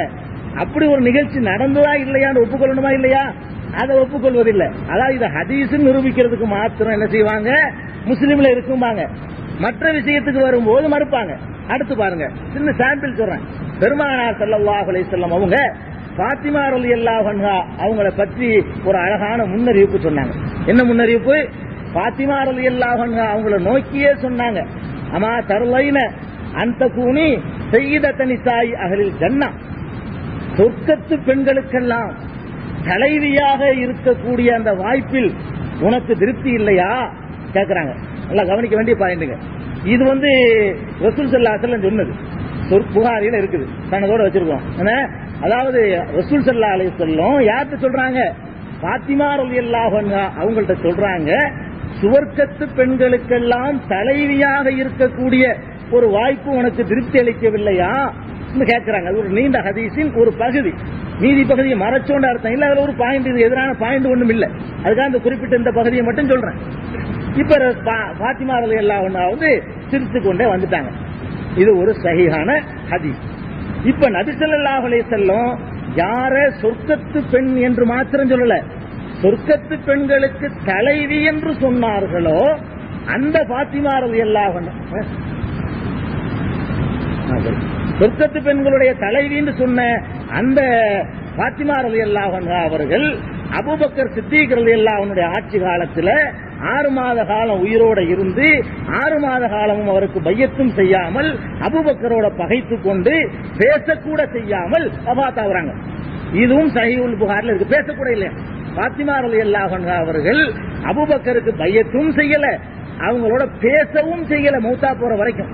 அதுக்கு பிறகு அதில் செஞ்சாங்க. பாயிண்ட் நான் என்ன சொல்ல வர்றேன்னா, ஜாஹிலியத்தான மௌத்து பையத்து செய்யலன்னா வரும் இருந்தால் நபி ஸல்லல்லாஹு அலைஹி வஸல்லம் அவர்கள் சொர்க்கத்திற்கு செல்வார்கள் என்று நற்சான்று சொன்னார்களே, அதிலும் தலைமை பதவி வகிப்பார்கள் என்று நற்சான்று சொன்னார்களே, அந்த ஃபாத்திமா ரலியல்லாஹு அன்ஹா அவர்கள் பையத்து இல்லாமலேயே வஃபாத் ஆகிறார்கள் என்று சொன்னால் அவர்கள் காபிரா, நரகத்திற்கு செல்வார்களா நவுது பில்லாஹ், அல்லது நபி ஸல்லல்லாஹு அலைஹி வஸல்லம் அவர்கள் செய்த முன்னறிவிப்பின் பிரகாரம் அவர்கள் சொர்க்கத்து பெண்களின் தலைவியாக திகழ்வார்களா? இங்கே நபி ஸல்லல்லாஹு அலைஹி வஸல்லம் உடைய கூற்று ஒன்று சம்பந்தப்படுது. இதை சொல்லும் போது அவங்க என்ன சொல்லுவாங்க தெரியுமா? இது தாரீக். எது தாரீகா? சரித்திரம். இது சரித்திரம். எது சரித்திரமா? நபி ஸல்லல்லாஹு அலைஹி வஸல்லம் அவர்கள் செய்த முன்னறிவிப்பை நம்ம விளங்குறதுக்காக இது தேடுறோம். அவங்களுடைய நிலைமை எப்படி ஆச்சு, அதுல இருந்து நம்ம ஒரு ஆதாரம் எடுக்கலாமே. யார பெண்களுக்கு தலைவி என்று சொன்னாங்களோ அவங்களுடைய கடைசி நிலைமை எப்படி இருந்துச்சு என்பதற்காக வேண்டி நேரம் முடிக்கலாம். தொடர்றேன் இதுக்கு முன்னாடி. இவ்வளவு இந்தியாவுல பிரபல்யமான சி ஜெயலலிதாதீன் அவர்களுக்கு நாங்க என்ன சொல்றது விளங்க. எங்களுடைய ஒப்பந்தம் என்னவென்றால், பி ஜெயினுலாப்தீன் முஸ்லீம் இல்லை, இவர் பையத்து செய்யவில்லை, முஸ்லீம் ஜமாத்தில் சேரவில்லை, எனவே இவர் முஸ்லீம் இல்லை. இதுதான் இங்கு கடையங்கம். இதற்கு ஆதாரம் காட்டும் போது குர்ஆன் சுன்னாவில் காட்ட வேண்டும். அவரே ஒப்பந்தம் பண்ணியிருக்கிறார். இந்த அடிப்படையில் 3 ஆதாரங்களை காட்டிவிட்டோம். இப்போது நீங்கள் என்ன செய்ய வேண்டும் என்றால், பையத்து செய்யாதவர்கள் முஸ்லீம்கள் என்பதற்கு குர்ஆன் சுன்னாவில் ஆதாரம் காட்டுங்கள். ஆனால் ஆதாரம் காட்டினீர்கள். இது எல்லாம் குர்ஆன் சுன்னாவா? இது எல்லாம் தாரீக் வரலாறு. அல்லாஹ் குர்ஆனிலே கூறுகிறான், இன்னா நஹ்னு நஸ்ஸல்னா ஸிக்ர வ இன்னா லஹு லஹாஃபிஸூன். இந்த குர்ஆன் சுன்னா மட்டும்தான் நாம் இறக்கி வைத்தது, நாம் அதை பாதுகாப்போம். இந்த தாரீக், இந்த வரலாற்றை பாதுகாப்பதாக அல்லாஹ் பொறுப்பெடுக்கவில்லை. எனவே இதை எப்படி நம்புவது? அல்லாஹ், நீங்கள் நன்றாக விளங்கிக் கொள்ளுங்கள், அல்லாஹ் பொறுப்படுத்தது குர்ஆன் சுன்னா. இந்த குர்ஆன் சுன்னா அப்படியே பாதுகாக்கப்பட்டிருக்கிறது. இந்த தாரீகை அல்லாஹ் பொறுப்படுத்தவில்லை. இவர்கள் தாரீகை கொண்டு வந்து நிரூபிக்கிறார்கள். எத்தனையோ சஹாபாக்கள் பையத்து செய்யாமல் இருந்தார்களாம். எங்களுடைய தலையங்கம் அதான். நாங்கள் என்ன பேசிக் கொண்டோம்? நீங்கள் ஏன் தலையங்கத்தை மீறுகிறீர்கள்? இதற்கு பையத்து செய்யாதவர்கள் காவிர்கள், பையத்து செய்யாதவர்கள் காவிர்கள், பையத்து செய்யாதவர்கள் முஸ்லீமா இருக்கலாம் என்று நீங்கள் சொல்லுகிறீர்கள். இதற்கு குர்ஆன் சுன்னாவில் ஆதாரம் காட்ட வேண்டும். நாம் குர்ஆனில் ஒரு வசனத்தையும் ஹதீஸில் 2 ஹதீஸையும் காட்டிவிட்டோம். இது 3 வகை. நீங்கள் முஸ்லீம் இல்லை, நீங்கள் ஆதாரம் காட்டுங்கள். குர்ஆன் சுன்னாவில் இருந்து பையத்து செய்யாதவன் முஸ்லீமன் காட்டுகிறார்கள். எப்படி ஆதாரம்? ஃபாத்திமா அபூபக்கருக்கு பையத்து செய்யவில்லை, நஊது பில்லாஹ். ஃபாத்திமா அபூபக்கருக்கு பையத்து செய்யவில்லை, அஸ்தக்ஃபிருல்லாஹ். ஏன் நீங்கள் இப்படி பொய் வரலாறை கொண்டு வந்து நிரூபிக்கிறீர்கள் குர்ஆன் ஹதீஸை உடைப்பதற்கு? சிந்தித்து பாருங்கள். குர்ஆன் இவரே சொல்லுகிறார், இவரே இருக்கிறார் ஜன்னத்தில். அபூ அப்துல்லாஹ் எச்சரிக்கை செய்து, ஒரு ஜமாஅத் இருக்கும் போது அந்த ஜமாஅத்திலிருந்து வெளியேறுபவன் அவனை கொல்ல வேண்டும். மன் ஹர்ஜ மினல் ஜமாஅத்தி ஸீத ஸிப்ரின் ஃபகத் ஹலா ரிஃபகத் இஸ்லாமின் உனகை. அப்படி என்றால் ஃபாத்திமா அவர்களை இவர்தான காஃபிர் என்று சொல்லுகிறார். ஏன்? அந்த முஸ்லிம் ஜமாஅத்திலிருந்து வெளியேறிவிட்டார்கள். இந்த ஹதீஸின் படிக்கு ஃபாத்திமா காஃபிரா? நஊது பில்லாஹ். நீங்கள் வரலாற்றை கொண்டு வந்துள்ள சஹாபாக்களை காஃபிராக்குகிறீர்கள். எனவே ஃபாத்திமா அபூபக்கருக்கு பையத்து செய்யவில்லை என்பது வரலாறு. இது குர்ஆன் சுன்னா அல்ல, இது வரலாறு. இது அல்லாஹ் பாதுகாப்பதாக பொறுப்பெடுக்கவில்லை. இரண்டாவது, அடுத்தது ஒன்றை பாருங்கள். சொல்லுகிறார்கள், ஒன்றை சொல்லிவிட்டு இந்த முத்தி இப்னு உமருடைய இந்த கேஸை சொல்லிவிட்டு சொல்லுகிறார்கள், நீங்கள் தாரீகை எடுக்காவிட்டால் அது சரி, அதுதான் நல்லது சொன்னார்கள். அதுதான் நல்லது, தாரீக தேவையில்லை, குர்ஆன் சுன்னாதான். சொல்லிவிட்டு திரும்ப இந்த தாரீகை சொல்லிவிட்டு சொல்லுகிறார், நாங்கள் இதை ஆதாரமாக கொண்டு வரவில்லை. அப்ப ஆதாரமாக நீங்கள் கொண்டு வராத கொண்ட ஏன் நீங்கள் தர்க்கிக்கிறீர்கள்? அப்ப நீங்களும் சொல்றீங்க தாரீகளை வேலையில, நாங்களும் சொல்றோம் விடுங்க. அப்ப விட்டு போட்டு இப்போ பாத்திமா பையத்து செய்யலங்கிறதும், அலி பையத்து செய்யலங்கிறதும், ஹுசைன் யசீதுக்கு பையத்து செய்யலங்கிறதும் தாரீக், இதெல்லாம் வரலாறு. இது அல்லாஹ் பாதுகாப்பதாக எடுக்கவில்லை. இந்த தாரீகை எடுத்தா சஹாபாக்களை காஃபிர் என்று சொல்ல வேண்டி வரும். இந்த சரித்திரங்களை படித்து பாருங்கள். முஆவியாவுக்கும் அலிக்கும் சண்டை வந்ததாம். 2 பேரை நியமித்தார்களாம், அபூ முஸ்லிம் அஷ்அரியும் அம்ர் இப்னு ஆஸையும். 2 பேரும் முடிவெடுத்துக் கொண்டு வருகிறார்கள். வந்து எப்படி முடிவு? அம்ர் இப்னு ஆஸ் சொல்லுகிறார் அபூ முஸ்லிம் அஷ்அரி இடத்தில், நீங்கள் உங்களுடைய ஹலீஃபா அலியை நீக்குங்கள், நானும் முஆவியாவை நீக்குகிறேன் என்று ஒப்பந்தம் செய்து கொண்டு வந்தார்களாம். வந்து கூட்டத்தில் அபூ முஸ்லிம் அஷ்அரி எழுந்து சொல்லுகிறார்கள், நான் ஹிலாபத்தில் இருந்து அலியை நீக்குகிறேன். தாரீக் வரலாறு. அபூ முஸ்லிம் அஷ்அரி இவர் அம்ர் இப்னு ஆஸ் எழுந்து சொல்லுகிறார், இஸ்லாத்தில் 2 ஹலீஃபா இல்லை, ஒன்றுதான், நான் முஆவியாவை நியமிக்கிறேன். இந்த வரலாற்றை எடுத்தால் அம்ர் இப்னு ஆஸ் என்ற அந்த சஹாபி முனாஃபிக் என்று வருகிறது. ஏங்க நீங்கள் வரலாற்றை எடுக்காதீர்கள். வரலாற்றிலே வருகிறது, ஒருவர் 9 கிளாஸ் சாராயம் குடிக்கிறார், வெறி வரவில்லை, ஹலால். 10வது கிளாஸ் குடிக்கும் போது வரி வந்தால் அது ஹராம். வரலாறு. இந்த வரலாறு இவர்கள் ஏற்றுக்கொள்வார்களா? எனவே நாங்கள் இந்த தலையங்கத்தை விட்டு வெளியில் போகக்கூடாது. மீண்டும் ஜெயலலிதாதீன் அவர்களுக்கு சொல்வது, நீங்கள் பையத்து செய்யவில்லை, நீங்கள் முஸ்லீம் ஜமாத்தில் சேரவில்லை, நீங்கள் முஸ்லீம் இல்லை. இதற்கு 3 ஆதாரத்தை காட்டிவிட்டேன்.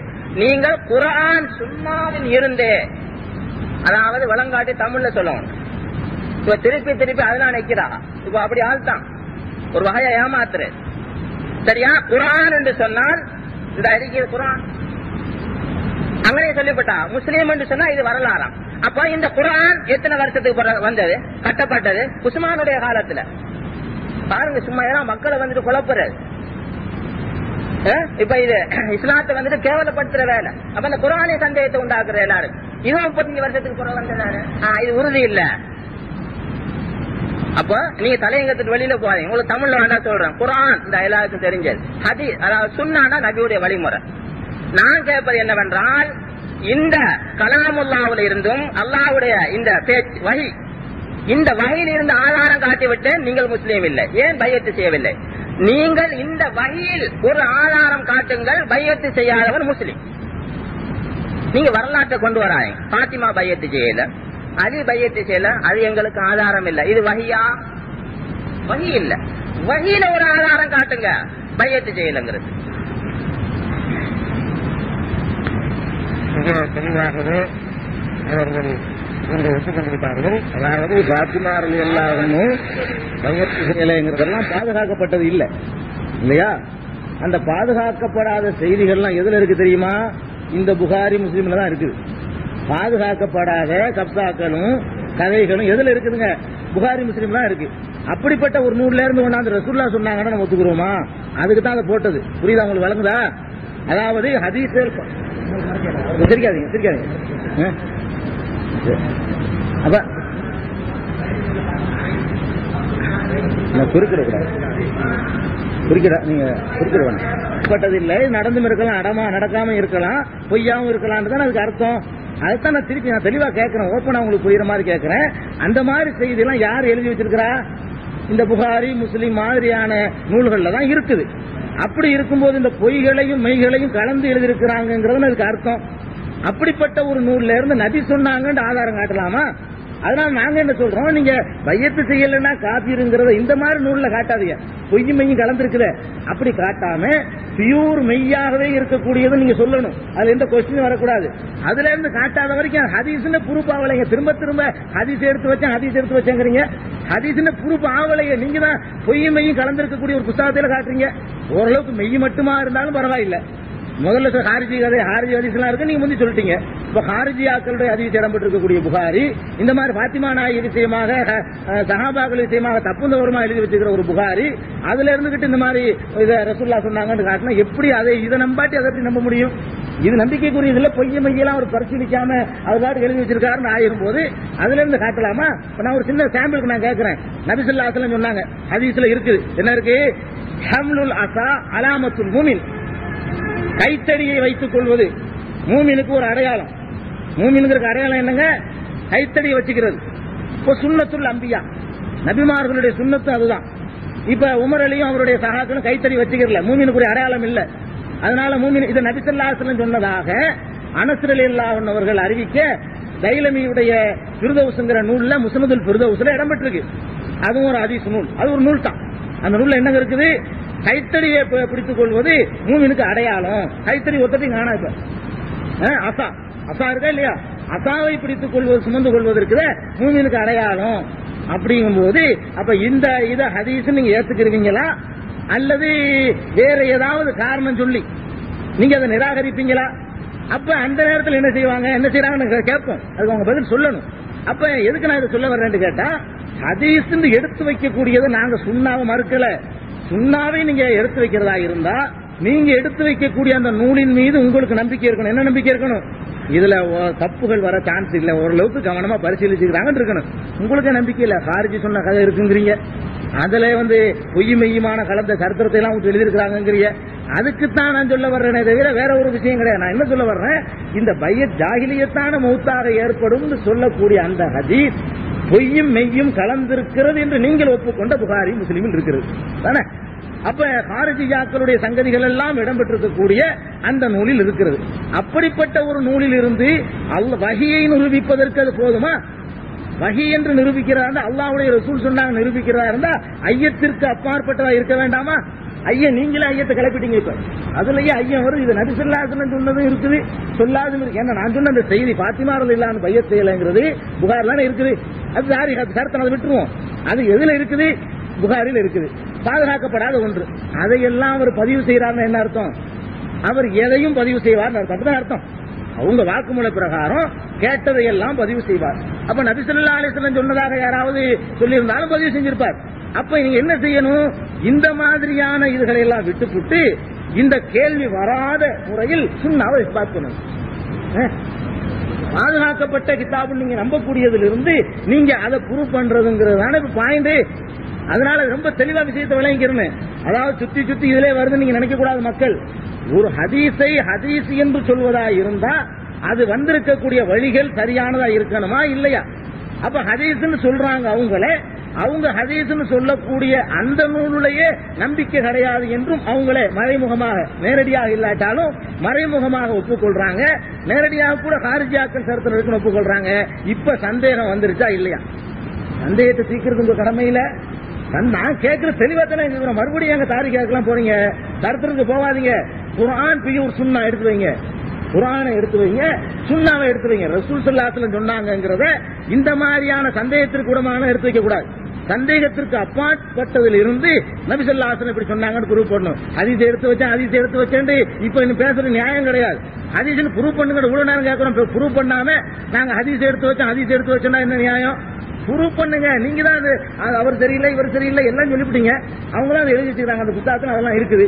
இந்த தாரீகுகள் எல்லாம் முஸ்லீம்ல இருக்கு. அவங்க சொல்லக்கூடிய தாரீகுகள் எல்லாம் முஸ்லீம்ல இருக்கு, புகாரில இருக்கு, அபுதாவுதுல இருக்கு, நசையில இருக்கு, திருமதியில இருக்கு, இப்னு மாஜாவுல இருக்கு.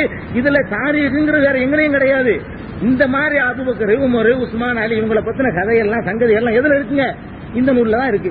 இந்த நூல்ல அது பொய்யும் மெய்யுமா கலந்துருக்கு. அது வந்து பாதுகாக்கப்படலை, வாஸ்தவம் பாதுகாக்கப்படலை இருந்தா அப்ப நீங்க என்ன செய்யுங்க? உங்கள்கிட்ட நாங்க தெளிவா உங்க லெவலுக்கு இறங்கி வந்து நான் கேட்கிறோம், விட்டுருங்க எல்லாத்தையும். அந்த நூல்கள் எல்லாம் விட்டுட்டு ஹதீஸ்னு சந்தேகம் இல்லாத எந்த ஒரு கோளாறும் இல்லாத ஒரு பியூரான முறையில இது ரசூல் ஸல்லல்லாஹு அலைஹி வஸல்லம் சொன்னாங்கன்னு ப்ரூவ் பண்ணுங்க. அதான் நாங்க திருப்பி உங்கள்கிட்ட கேட்கிறோம்.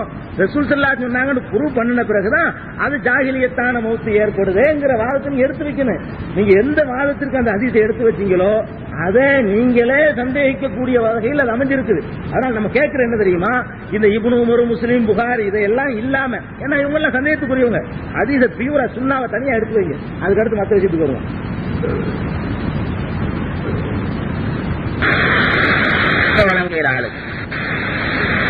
கேட்டீங்களா? விஷயம் விளங்கையில உங்களுக்கு. நீங்க தலையங்கத்தை விட்டு வெளியிட போறீங்க. இவர் சொல்றாரு புகாரியில எல்லாம் கலந்திருக்கலாம்.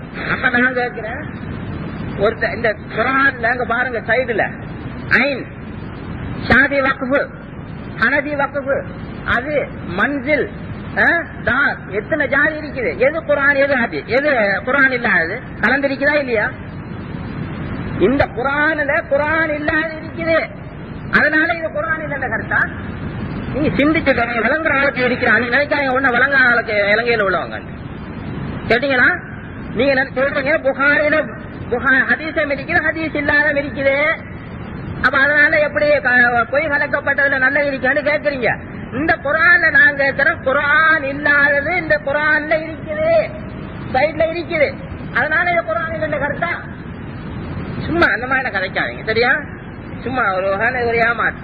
இரண்டாவது, எங்களுடைய இப்ப கேட்கிறோம், இது ஹதீஸ் தானா என்று நிரூபிங்க. இது எங்களுடைய தலையங்க இல்ல. எங்களுடைய தலையங்க என்னன்னா, நீங்க முஸ்லீம் இல்ல, நீங்க முஸ்லீம்ங்கிறதுக்கு வஹி, அதாவது குர்ஆன் சுன்னாவுல ஆதாரம் காட்டுங்க. நான் திருப்பி தானே கேட்கிறவங்க விளங்க இல்லையா? அப்படின்னா இனி உருதுல சொல்லணும், எல்லாத்தையும் அரபுல சொல்லணும். நீங்க முஸ்லீம் இல்லை என்பதற்கு குர்ஆன் சுன்னாவில் ஆதாரம் காட்டிவிட்டோம். நீங்கள் முஸ்லீம் என்பதற்கு, அதாவது கல்லத்து செய்யாதவர் முஸ்லீம் என்பதற்கு குர்ஆன் சுன்னாவில் இருந்து ஆதாரம் காட்டுங்க. கால ஸல்லல்லாஹு அலைஹி வஸல்லம், மன் மாத வலைஸ ஃபீ உனுகிஹி பைஅத்துன் தஹலல் ஜன்னah, எவனுடைய கழுத்தில் பையத்து இல்லாமல் மரணித்தாரோ அவன் சுவர்க்கம் சென்று விட்டான். காட்டுங்க, அப்பதான் நீங்க முஸ்லீம் ஆகலாம். கேட்டீங்களா? அதாவது நீங்க தலையங்க வெளியில போகாதீங்க. நீங்க கேட்கிற கேள்வி சப்ஜெக்டுக்கு அப்பாற்பட்டது. இந்த ராவி யாரு, இது என்ன, இது என்ன நீங்க கேட்கிற வேலை வேற. இது தலையங்கத்துக்கு அப்பாற்பட்டது. நாங்க சொல்றது என்னன்னு கேட்டா, உங்களுக்கு கடிதம் எழுதினது நீங்க முஸ்லீம் இல்ல, பையத்து செய்ய இல்ல. நீங்க இதுக்கு ஆதாரம் குர்ஆன் சுன்னா காட்டியாச்சு. இப்ப நீங்க பையத்து செய்யாதவர்கள் முஸ்லீம்ங்கிறது குர்ஆன் சுன்னாவுல ஒரு ஆதாரம் காட்டுங்க. நீங்க ஏன் ஆதாரம் காட்டாம வேற பக்கம் போறீங்க? உங்கள்ட்ட ஆதாரம் இல்ல. அப்ப நீ ஆதாரம் இல்ல, பையத்து செய்யுங்க, இஸ்லாத்துக்கு வாங்க. வேற நீங்க அங்கிட்டு பாயாதீங்க. இப்போ உதாரணம் அங்க பாருங்க, இந்த குர்ஆன்ல ஒரு சூறாவை நான் எடுக்கிறேன், சூரத்து மரியம் எடுத்து, இந்த கிறிஸ்தவர்கள் இருக்கின்ற கொள்கை பிழை என்று நான் சொல்றேன். ஒரு கிறிஸ்தவங்க இது அல்லாஹ்வுடைய வஹீன்னு காட்டு, நான் சொன்ன குர்ஆன். அவன் சொல்றான் இந்த சைட்ல இருக்கிறத குர்ஆனான்னு காட்டான். அப்ப நான் இல்ல. அப்ப அவன் சொல்லுவான் குர்ஆன் இல்லாததோட குர்ஆன் கலக்கப்பட்டிருக்குது, நான் இதை ஏற்றுக்கொள்ள மாட்டேன்பா. இப்ப நான் என்ன செய்யறது? ஒரு வழிதான் இருக்கு, ஒரு வழிதான் குர்ஆன் சொல்லுது. என்ன? அவனை கூப்பிடுங்க முபாஹலாத்.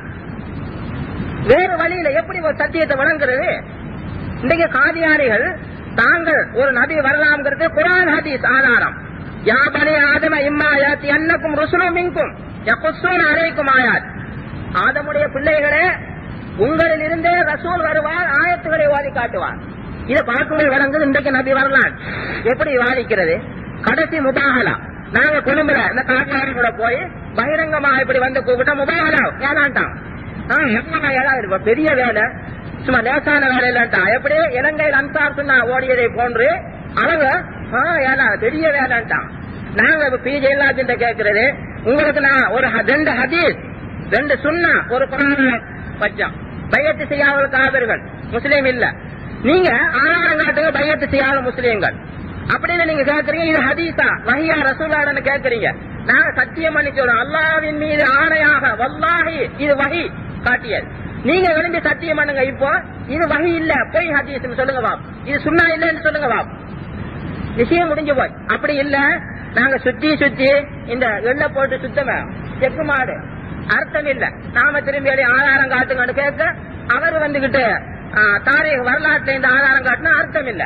நீங்க தெளிவான ஆதாரம் காட்டுங்க. குர்ஆன் சுன்னாவில் பையத்து செய்யாதவன் முஸ்லீம். அப்படி இல்ல, நீங்க இதை நப்பாட்டுங்க, கூப்பிடுங்க உங்களோட ஆட்களை. நாயரா அல்லாஹ் பொய்யர்கள் மீது அல்லாஹ்வுடைய சாபம் முபாஹலா.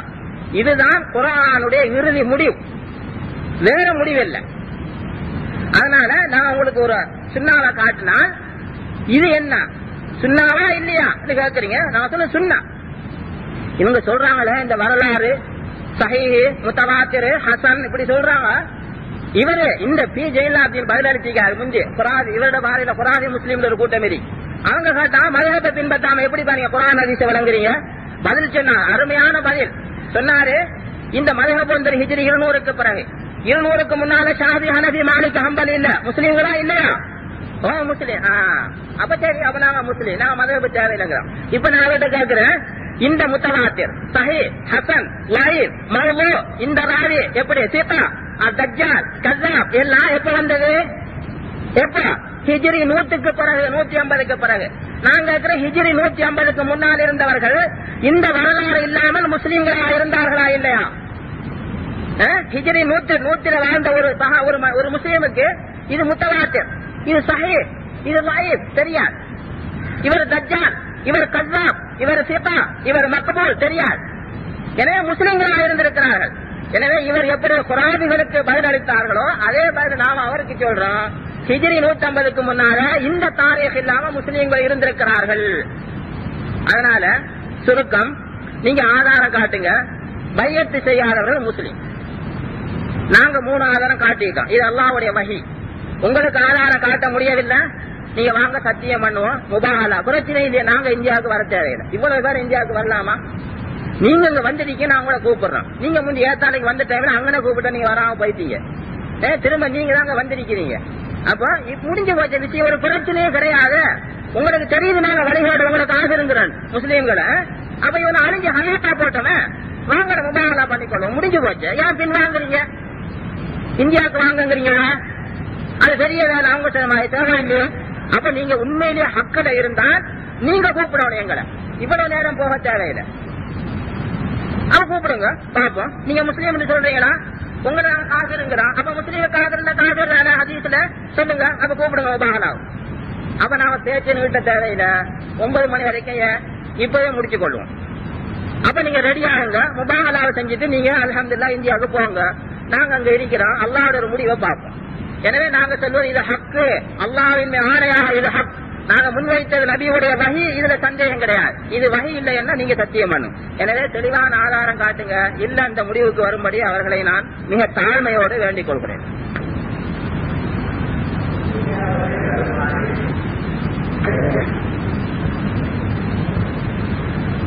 பைய செயல்னு சொன்னா அவங்க ஜாஹிலியத்தான முகத்தை அடைகிறான், காஃபிரா மன்னிக்கிறான் இப்படிங்கிற ஒரு இது ஹதீஸ் சுன்னா வஹி அப்படின்னு சொன்னாங்க.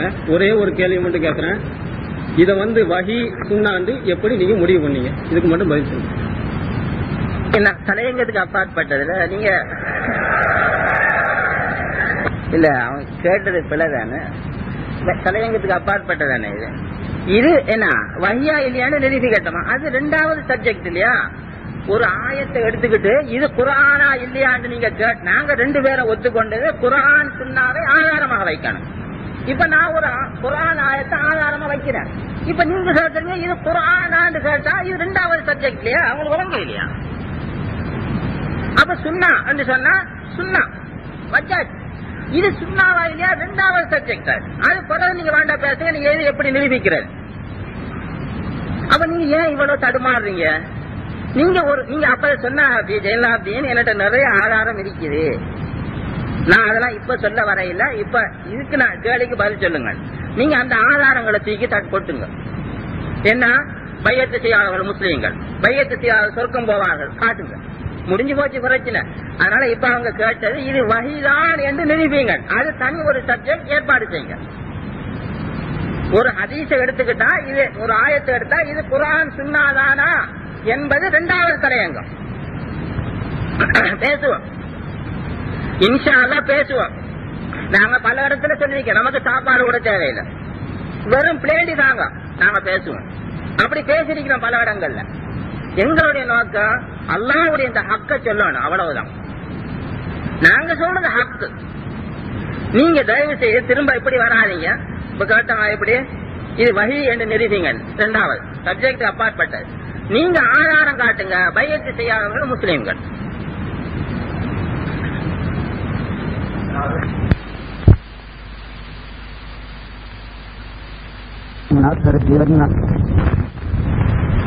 ஓரளவுக்கு உங்களுக்கு நிலைமை நல்லாவே புரியும் நினைக்கிறேன்.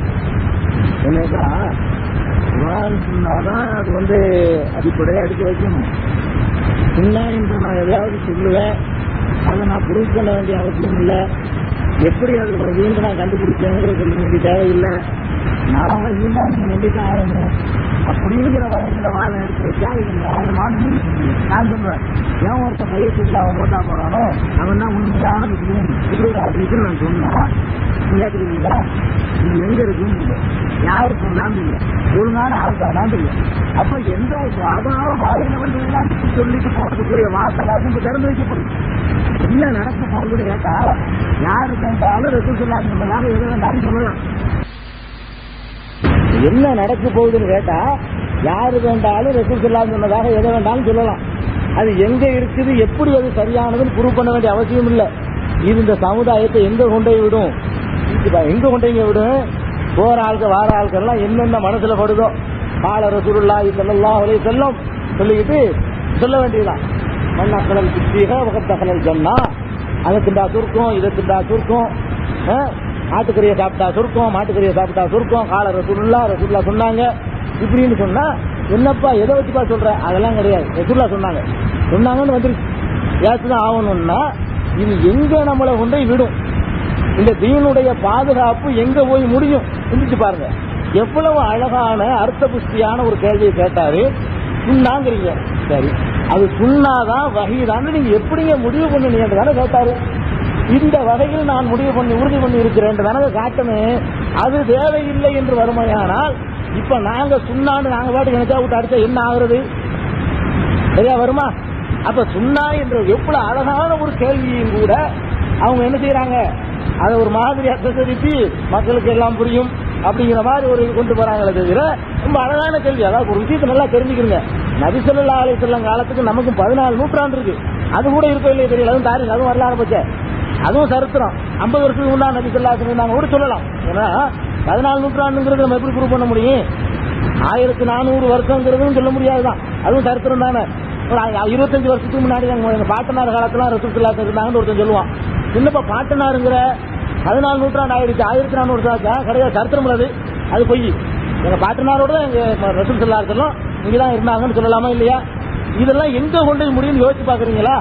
அட பெருமானார் ஸல்லல்லாஹு அலைஹி வஸல்லம் ஒன்றை சொன்னதாக, செய்ததாக, அங்கீகரித்ததாக சொன்னா அது எங்க இருந்து எந்த ரூட்ல வந்துச்சுங்கிறது எவ்வளவு முக்கியம். அந்த முக்கியம் இல்லாட்டி அது எங்க கொண்டு தீனு பாதுகாக்கப்பட்டது வாஸ்தவம் தான். பாதுகாக்கப்பட்டதுல பாதுகாப்பின்மைக்கு வழி சொல்லி தர்றாங்களா, பாதுகாப்பு வழி சொல்லி தர்றாங்களா? இது அவங்க சொல்லிட்டு போன பிறகு என்ன ஆகும்?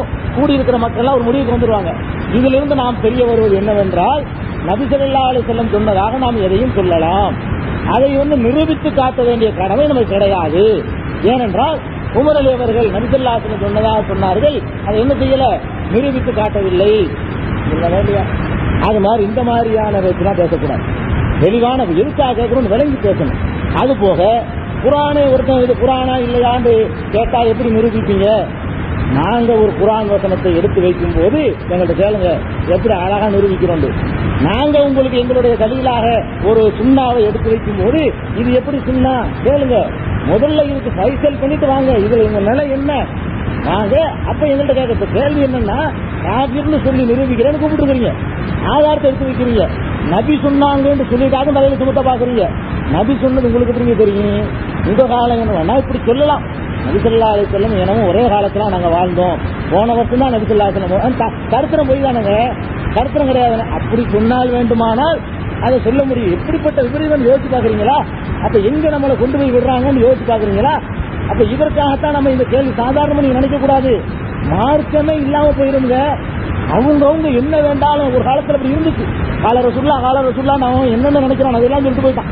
அவங்களே சொன்னாங்க பாருங்க, நபி ஸல்லல்லாஹு அலைஹி வஸல்லம் சொன்னதாக சொல்லிவிட்டால் அது எப்படி வந்துச்சு ஏது வந்துச்சுன்னு கேட்க கூடாதுன்னா, அவங்களே ஷாஃபி இமாம் சம்பந்தப்பட்ட ஒரு ஹதீஸையும், ஹனபி இமாம் அபு ஹனீஃபா ராஜ் உம்மத்தி அப்படின்னு ஹனபி இமாம் சம்பந்தப்பட்ட ஒரு செய்தியையும் நபி ஸல்லல்லாஹு அலைஹி வஸல்லம் சொன்னாங்க, பொய் சொல்லிட்டாங்க அப்படின்னு அதை மட்டும் பொய் எப்படி சொல்றீங்க? கருத்தின் அடிப்படையில் அது அடிபட்டு போயிடும். அதுவும் நபி ஸல்லல்லாஹு அலைஹி வஸல்லம் சொன்னாங்க. எது? அபு ஹனீஃபா இமாம் இந்த உம்மத்தின் விளக்கு, அவங்கள தான் பின்பற்றணும். ஷாஃபி இமாம் இந்த உலகம் முழுவதும் கல்வியாக நிரப்பக்கூடிய குறைஷி வம்சத்தை சேர்ந்த ஒரு இமாம் ரசூல் ஸல்லல்லாஹு அலைஹி வஸல்லம் சொல்லிட்டாங்க. அதையும் ஏற்றுக்கிட்டு ஷாஃபியும் சரி, ஹனபிகளே சிராஜ் உம்மத்தி அதுவும் சரி சொல்லுங்க. அது தவறு என்பதற்கு ஏதாவது நியாயங்கள் கற்பித்தால் அந்த நியாயங்கள் வருமா இல்லையா? இது கேட்கணும் வழங்கணும். அதனால இன்ன அடிப்படையில் தான் அவங்க ப்ரூவ் பண்ண வேண்டிய கடமைப்பட்டிருக்கிறாங்க. அடுத்து முபாகலா, மறுபடியும் இதோட கூட முடிச்சுக்கிடுவோம். இது முபாகலா டாபிக் அப்பாற்பட்டு போகக்கூடாது. முபாகலா என்ன டாபிக் ஆயிப்ப முனாலரா குளோஸ் தனியா உட்காரு முபாகலா அப்படின்னு சொல்லணும். முனாலராவுக்குள்ளே முபாகலா நுழையும்னு சொன்னா அப்ப இது எப்படி நுழையாது? ஒரு சுண்ணாவை நீங்க சொல்றீங்க, ரசூல் ஸல்லல்லாஹு அலைஹி வஸல்லம் சொன்னாங்கன்னு அது எப்படி வந்துச்சுன்னு உங்களுக்கு சொல்ல முடியலன்னா என்ன அர்த்தம்? நாம தெளிவா சொல்றோம், முபாகலா இந்த சேலஞ்சுக்கு நாம தயார், அழைக்கிறோம் வாங்க, இந்தியாவுக்கு வாங்க. முபாகலா இந்த மக்களுக்கு எல்லாம் தெரியணும்.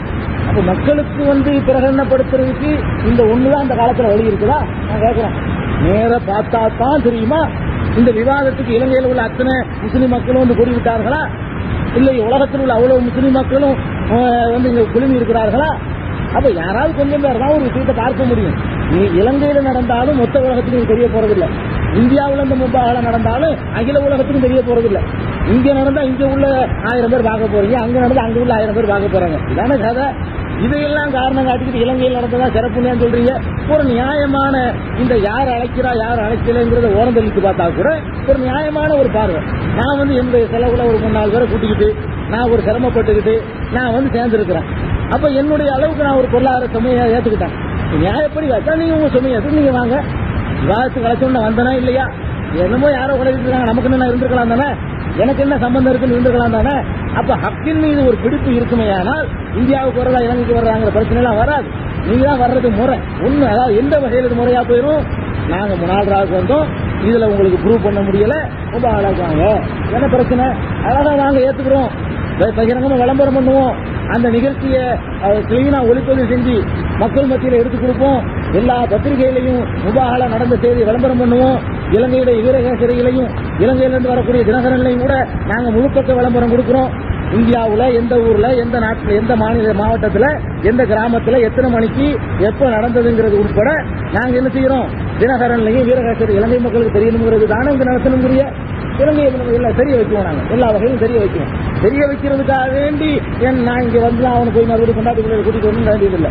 நானும் மனைவி மக்களை கூட்டிட்டு வர முடியும், அது மாட்டேன்னு சொல்றாரு இல்ல. நான் முபாஹலாவுக்கு என் மனைவி பிரசவித்து 4வது நாள் 4 நாள் குழந்தையை தூக்கிட்டு முபாஹலா செய்ய போனவன். எனக்கு ஹக்குன்னு தெரியுமையானால், அசைக்க முடியாத நம்பிக்கை எனக்கு இருக்குமையானால், அதுல நம்ம உறுதியா நிக்கிறாள் தான். நான் முபாஹலா செஞ்சேன், இந்த காயல்பட்டு சகோதரருக்கு தெரியும். இதே மாதிரி ஒரு கொள்கை பிரச்சனைக்காக நீ முபாஹலாக்கு வர்றியான்னு 3 வருஷம் சவால்.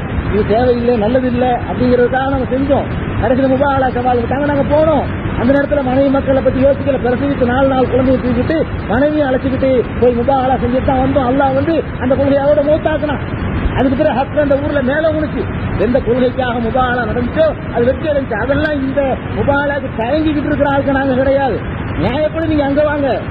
இலங்கை மக்களுக்கு தெரியணும்னு சொன்னா இலங்கை மக்களுக்கு தெரியறதுக்குள்ள அவ்வளவு ஏற்பாடு செய்வோம். முழு நம்பிக்கை எங்களுக்கு ஹக்கு உறுதியா இருக்குது. அந்த இடத்துல நாங்க இருந்துட்டு இருக்கோம். அதனால இந்த பேச்செல்லாம் பேசக்கூடாது. முபாஹலான்னா டிக்ளேர் பண்ணிட்டோம், இலங்கைக்கு இந்தியாவுக்கு வர்றதாக அறிவிச்சுட்டு முடிக்க விருப்பமா இருந்தா 9 மணி நீட்ட தேவையில்லை, முபாஹலாவில பாத்துக்கிறோங்கிறதா இருந்தா தெளிவா அறிவிங்க. உடனே சேலஞ்சு இந்தியாவுக்கு வர தயார்னு அறிவிச்சனா இல்லையா? நீங்க 4 நாள் சேலஞ்சு பண்ண உடனே பரகேதனிங்கிற அந்த ஊர்ல நான் பகிரங்கமா அறிவிச்சனா இல்லையா? வேத்தாளைங்கிற ஊர்ல ப்ரோக்ராம் போடும்போது நான் வருகிறேன், என்னுடைய செலவில் வருகிறேன், ஏற்றுக்கொள்ள தயார், இது சொல்லி நான் மறுப்போம் நீங்க நினைக்கிறாங்க நான் சொன்னா இல்லையா? அந்த மாதிரி ஏற்றுக்கொண்ட ஹக்குல உறுதியான நம்பிக்கை இருந்தா, ஹக்கு என்பதில் உறுதியான நம்பிக்கை இருந்தா, இதன் மூலம் இவ்வளவு பெரிய கூட்டமும் இன்னும் பல பகுதிகளில் இருக்கிற கூட்டமும் நீங்களே சொன்னீங்க, அகில உலகம் பூரா பாகிஸ்தான்ல இருக்கு, அங்க இருக்குது, அவ்வளவு ஜமாத்துக்கு ஒரு உண்மை தெரிஞ்சு ஆகணுங்கிறதுல அக்கறை இருந்தா சிரமத்தை பத்தி பார்க்காம இது நடப்பதற்கு இதான் வழி, நம்ம போய் ஆகும், அதை பத்தி கவலை கிடையாது. இந்தியாவுக்கு வரணும்னு பகிரங்கமா டிக்ளேர் பண்ணுங்க, அதை முடிஞ்சு. அதான் சரியான வழி. இந்த முபாரக் வர தயங்கிக்கிட்டு இருக்க கிடையாது. இன்னைக்கு 4 நாள் குழந்தை எனக்கு கிடையாது, நடக்கிற குழந்தை தான் எனக்கு இருக்கு. 4 நாள் குழந்தை இன்னைக்கு கிடையாது, தூக்கிட்டு வந்துடும், பெரிய பிரச்சனை கிடையாது. ஆனா முறைப்படி நீங்க நாங்க வந்தாகணும். பயங்கரதுக்காக நான் சொல்லல, அல்லாஹ்வுடைய லானத்தை காதிபீன்கள் மீது ஆக்குவோம். யார் வந்து எல்லாரையும் காதிராக்குறாங்களோ, நல்லடியார்களையும் சஹாபாக்களையும் பெருமானார் ஸல்லல்லாஹு அலைஹி வஸல்லம் அவர்களால் சொர்க்கவாசிகள் என்று நற்சான்று சொல்லப்பட்டவர்களையும் யார் காபிர்கள் என்று நாக்கூசாமல் சொல்கிறார்களோ அவர்கள் மீது லானத்து இறங்க வேண்டுமா அல்லது அதை மறுத்துரைக்கக்கூடியவர்கள் மீது இறங்க வேண்டுமா என்பதை அல்லாஹ்ட்ட ஒப்படைப்ப நாங்க தயார். அதுல ஒண்ணு எங்களுக்கு கிடையாது, எங்களுக்கு முழு நம்பிக்கை இருக்கிறது. அதனால இந்த சேலஞ்ச் ஏற்றுக்கிறாங்க, அப்படி ஏற்றுக்கணும். இப்ப அதுல இந்தியாவுக்கு முபாஹலாக்கு வரக்கூடிய கூப்பிடுறாங்க. உங்களுக்கு தெரியும், நாங்க சரியான ஏழை, எங்கிட்ட காசு கிடையாது. இவங்களுக்கு சவுதி குவைத்துல இருந்து லட்சமா காசு வருது. அவங்களுக்கு வரலாம், பிரச்சனை இல்லை. கேட்டீங்கன்னா நாங்க ஏழை, அப்படி நீங்க ஏற்பாடு செஞ்சு எங்களுக்கு டிக்கெட் செலவெல்லாம் தாரன்னு சொன்னால் நாங்க இந்தியாவுக்கு வர பகிரங்கப்படுத்தோம். நீங்க இங்க வந்திருக்கீங்க காலடியில, திரும்ப ஏன் நீங்க இந்தியாவுக்கு கூப்பிடுறீங்க? ரசூல்லா மதீனாவுல கிறிஸ்தவர்களை கூப்பிட்ட உடனே என்ன சொன்னா, நாங்க போயிட்டு குறவேனா நஜரான வச்சுக்கிட்டோம் சொன்னாங்க. இல்ல, இவ்வளவு பேசிக்கிறாங்கள, நீங்க வந்துட்டு இந்தியாவுக்கு கூப்பிடுற ஒரு அர்த்தம் இல்ல. வந்த இடத்துல விஷயத்தை முடிச்சு கொள்ள வேண்டியும். நீங்க இந்த முபாஹலா அடுத்த சொல்றீங்க, முபாஹலா சப்ஜெக்டுக்கு அப்பாற்பட்டலாம். இது குர்ஆன் சொன்னா, நீங்க தாரையா கொண்டு வர குர்ஆன் ஹதீஸ் சப்ஜெக்ட் முபாஹலா குர்ஆன். எனவே குர்ஆன் சொன்னாவு கூட நாங்க நினைக்கிறோம், கேட்டீங்களா? அதனால முபாஹலா இந்த இடத்துல முடிச்சு கொள்ளலாம். எங்க அப்படி இல்ல, நீங்க இந்தியாவுடைய பகிரங்கமா முழு உலகத்துக்கு அறிவிக்கணும்னு சொல்றீங்களா? இப்ப இந்த இடத்துல ஒரு ஒப்பந்தம் செய்யுங்க. எப்படி நாங்க யார் யார் வரணும், எங்களுடைய மனைவிமார அழைச்சிக்கிட்டு வரணும், எத்தனை பேர் இப்பவே எடுத்து இவ்வளவு பேருக்கு நீங்க டிக்கெட் சார்ஜ் தரணும். நாங்க வர கூட்டிக்கிட்டு நாங்க ஹக்குல இருக்கிறோம், கடுகளவு எங்களுக்கு சந்தேகம் இல்லை. நீங்க உங்களுடைய மனைவி பிரசவம் அடைஞ்சு 4 நாளையில போனீங்க, உங்களுக்கு தெரியும் அது தெளிவான வழிகாடு, உங்களை விட கொஞ்சம் வழிகாட்ட கூடல. ஏன் அவர்களுடைய கொள்கை என்னவென்றால், இவர்கள் முபாஹலா செய்ய போன கூட்டத்தில் கொள்கை காபாவுக்கு அல்லாஹ் இருக்கிறான். ஒருவர் காபாவை சுற்றும் ஒரு உண்மையை பார்த்தார், ஓங்கி அல்லாஹ் கண்ணத்தில் அறைந்தால் கண்ணு வழியில வந்து அந்த கொள்கை உள்ள கூட்டத்தோட போனார். ஏன் அது பகிரங்க வழிகாடு, இது கொஞ்சம் குறைஞ்சது. ஆனா இந்த ஹக்கோட நீங்க முபாஹலா செய்ய மாட்டீர்கள் தெரியும். அப்படி உங்களுக்கு துணிவு இருந்தால் நீங்க முபாஹலா செய்து விட்டு போக வேண்டும். இந்தியாவை செய்யுங்க.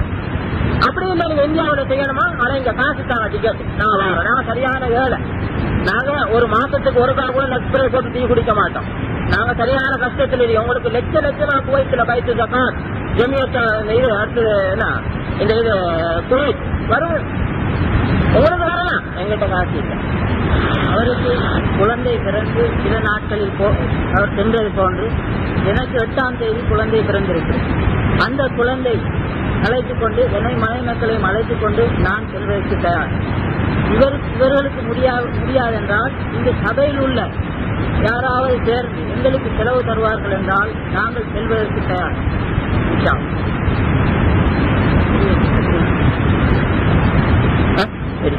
அதனால இப்ப இவங்க கேட்டாங்க, நீங்க இந்த ஹதீஸுக்கு சனது காட்டுங்க, அறிவிப்பாளர் பட்டியல்.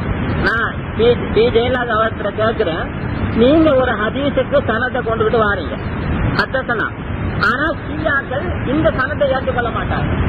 ஏன்னா ஷியாக்கள் அஹ்லு சுன்னத் வல் ஜமாஅத்தில் இருக்கிற 72 பிரிவுல ஒண்ணு, இந்த பிரிவுடைய சனதைகளை ஷியா ஏற்றுக்கொள்றீங்க. நீங்க எப்படி ரசூலுல்லாஹி ஹதீஸ் நிரூபிப்பீங்க? உங்களுக்கு ஒரே ஒரு வழி என்னவென்றால் முபாஹலா, சத்தியத்தை தவிர உங்களுக்கு வழி இல்லை. ஷியாக்களோட நீங்க எப்படி இந்த புகாரி சஹீஹ் நிரூபிப்பீங்க? நீங்க இப்ப சொல்லிடுறாங்க, நீ வரலாற்று எடுக்கிறீங்க. புகாரி என்ற அந்த மனிதர் இந்த வகையை பதிவு செய்து வைத்திருக்கிறார், அவ்வளவுதான். இப்ப நீங்க எப்படி ஷியாக்களோட நீங்க நிரூபிப்பீங்க ஹதீஸ் என்று? அது முபாஹலா. அதனால இப்ப நாங்க இவர்கள் பையத்து செய்யாதவர்கள் முஸ்லீம்கள் இல்லை என்பதற்கு காட்டப்பட்ட 3 ஆதாரம் நாங்க சொல்றோம் வகி. இதை நீங்க ஏற்றுக்கொள்ளுங்க, ஏற்று நீங்க பையத்து செய்யுங்க.